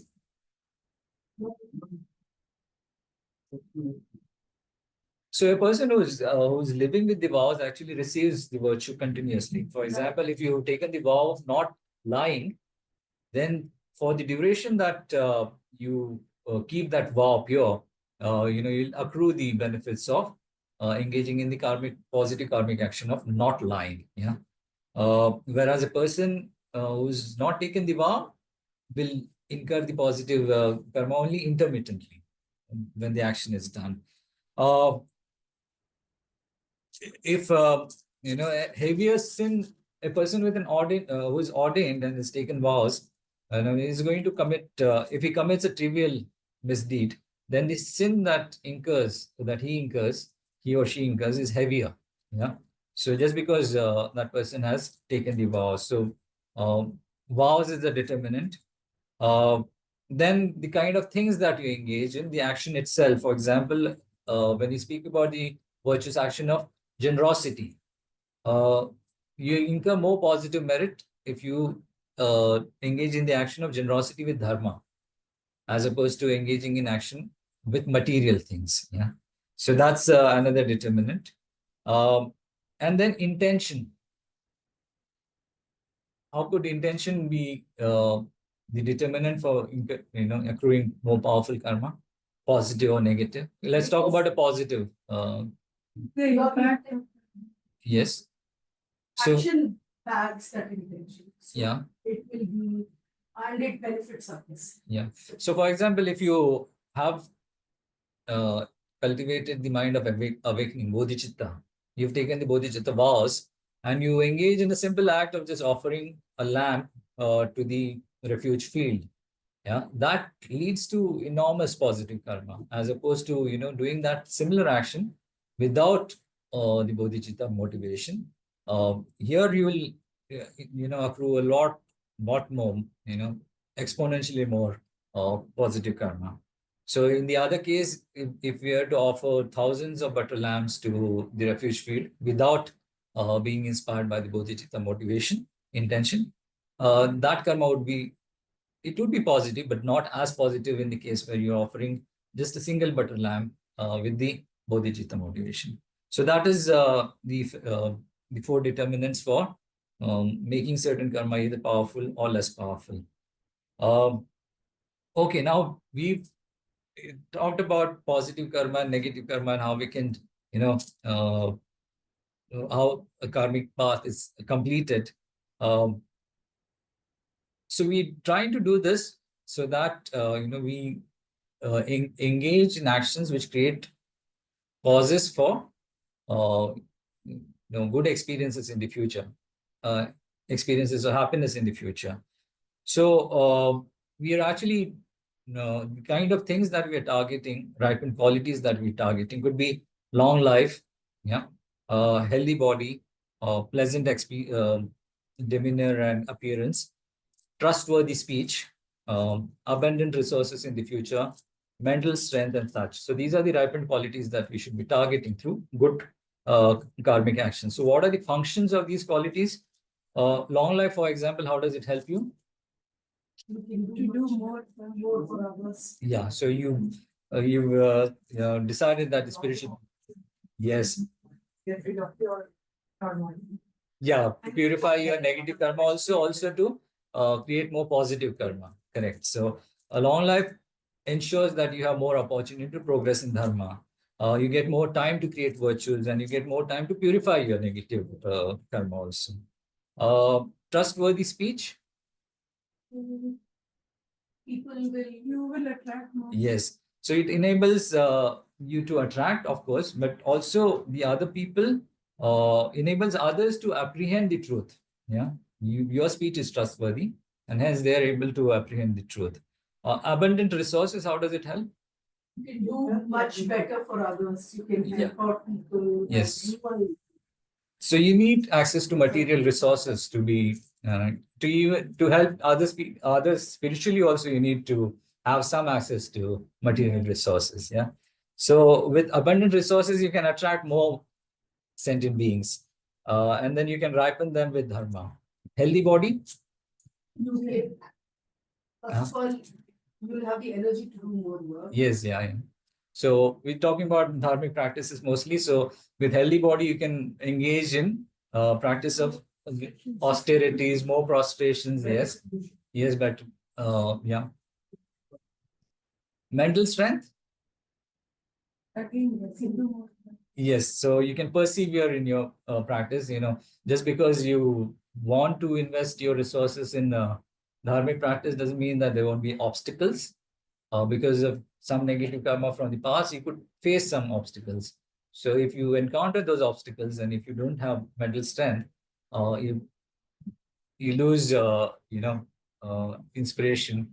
You drive to engage in dharmic activities, then that's going to be counterproductive. But if yeah. So you need mental strength to overcome those kind of obstacles. Pleasing appearance to attract other sentient beings also. Yeah, His Holiness got into a problem with this. Yeah, you remember? Quoted out of context. Yeah, Yeah, there was something recent. yeah. 2-3 years back. Yeah, it was about his reincarnation. Yeah, Yeah. yes, Yeah. He was, he was referring to something like this. Yeah, but it was taken out of context, and then a lot of people kind of reacted to it negatively. Yeah. So how do you create the causes for these favorable conditions? The long life, how do you do that? No, sorry, not harming, Not harming, not taking life. In fact, trying your best to lengthen other people's lives. Feeding people also. So giving up killing or harming sentient beings, saving a life, yeah, giving food to people in need, giving medicine to the sick and the ill, nursing the sick. So these are all causes to lengthen your lifespan in the future, long life. Healthy body, feed, again, feeding could be an example. Performing chores that others are too busy to do, giving others food and drink. So causes to ensure healthy body in the future. Trustworthy, helping other people yes, one way or the other. one way or the other, but these are specific kind of causes for specific ripened results. Yeah.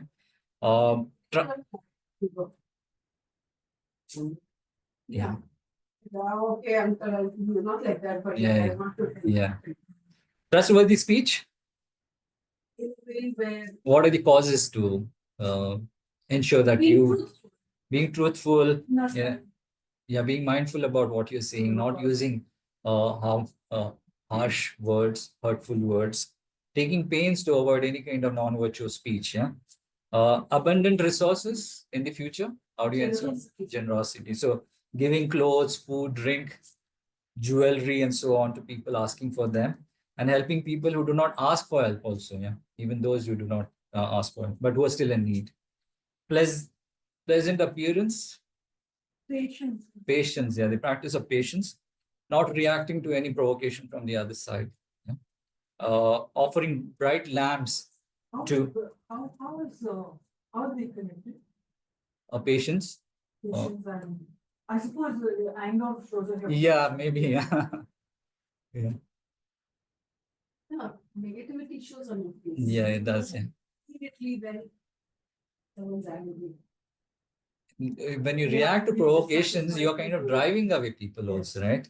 You're engaging in actions, physical, verbal, mental, which drive away people from you. So And you're not when unhappy you, alone. Everyone else also becomes unhappy. yeah, so you're creating that energy to drive away things, drive away other sentient beings. Yeah?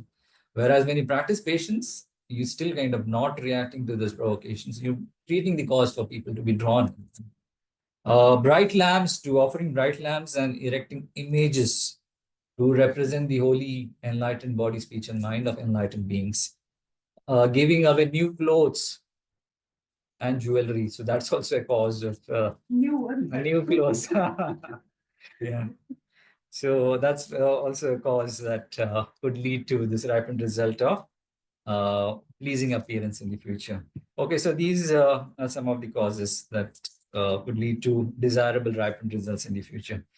And there are ways to purify the negative karma.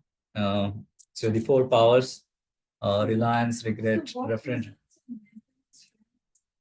What results in mental strength? Yeah. So perseverance, the practice of perseverance. Yeah. That enhances, reinforces your ability to persevere in difficult situations. Yeah, studying spiritual texts, yes. Yeah. Okay. So maybe we'll pause here, yeah, and stop here. For lay people like us, what is the sangha? And So- how can you rely on it? We don't have a sangha. It's Okay, so Sangha has different connotations, yeah. Sangha is essentially a community, yeah, literal translation.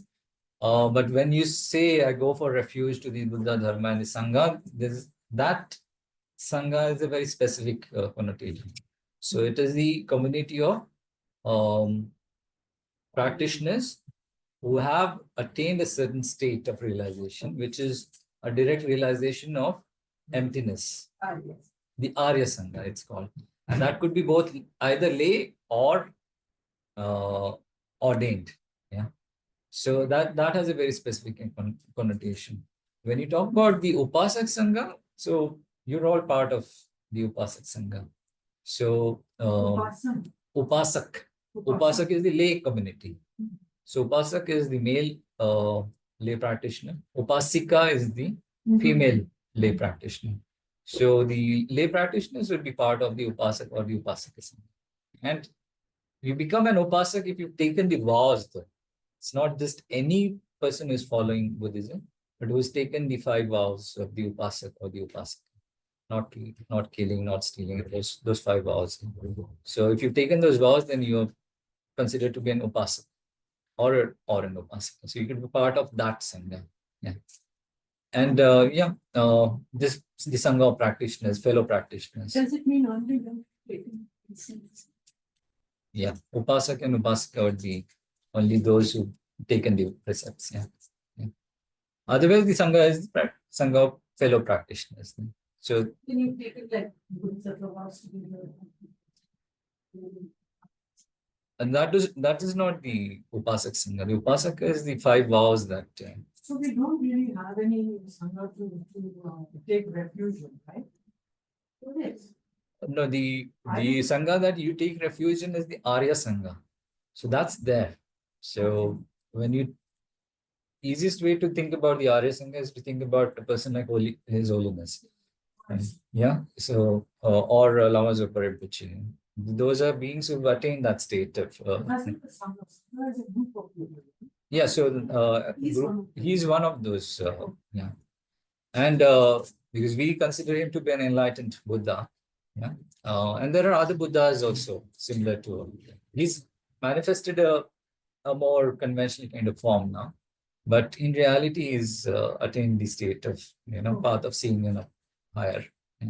So we can think about them as the refuge. When you speak about going to refuge to the Sangha.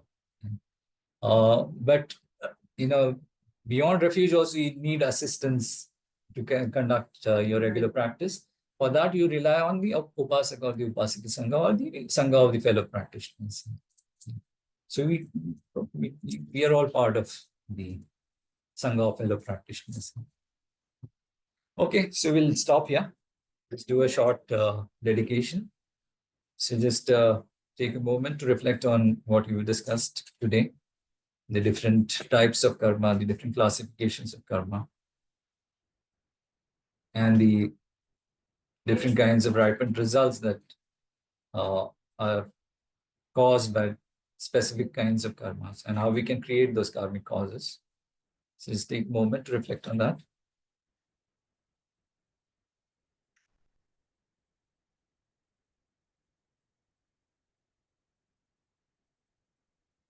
And let's just direct all the merit that we accumulated by being part of this discussion.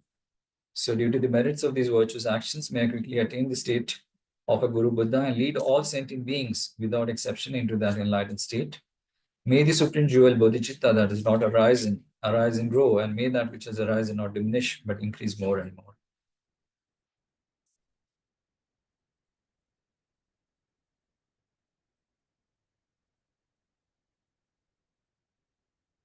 Just a specific dedication. One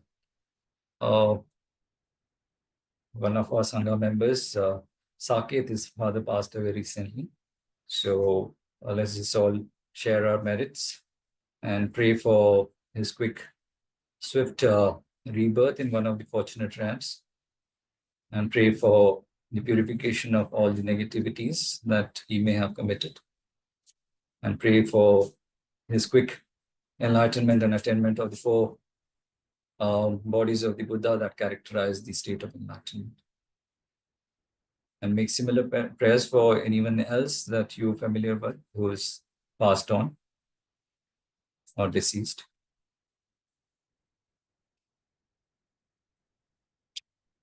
Okay. Thank you all for coming and thank you so much for everything. Thank you. Thank you very much. Thank you. Okay, for Please this come practice again center. soon. Sure, thank you. Yeah. This is for you. Thank you. For the trip. Thank you. Thank you. For all of you who are here, if you have missed it and not seen it, here is a box you can come here and see. This is from Gopal. This is the relic box with the Captain Amazon. Looking for you. It's here. So in it is some items and lessons for you. I think they will. I don't. I'm always bad at all You this. want to keep it inside the altar. I think they'll do it to Kalden and the Ganga and the Shanti. But last time he was there. He was hoping that Shanti was Shanti. So shall I just keep it inside? Yeah, you can keep it inside the altar. Whenever will you guide me, please, as to how to keep it?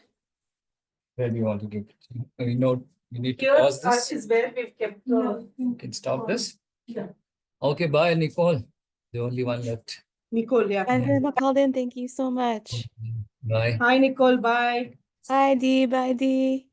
Thank you for having me. Oh, thank you.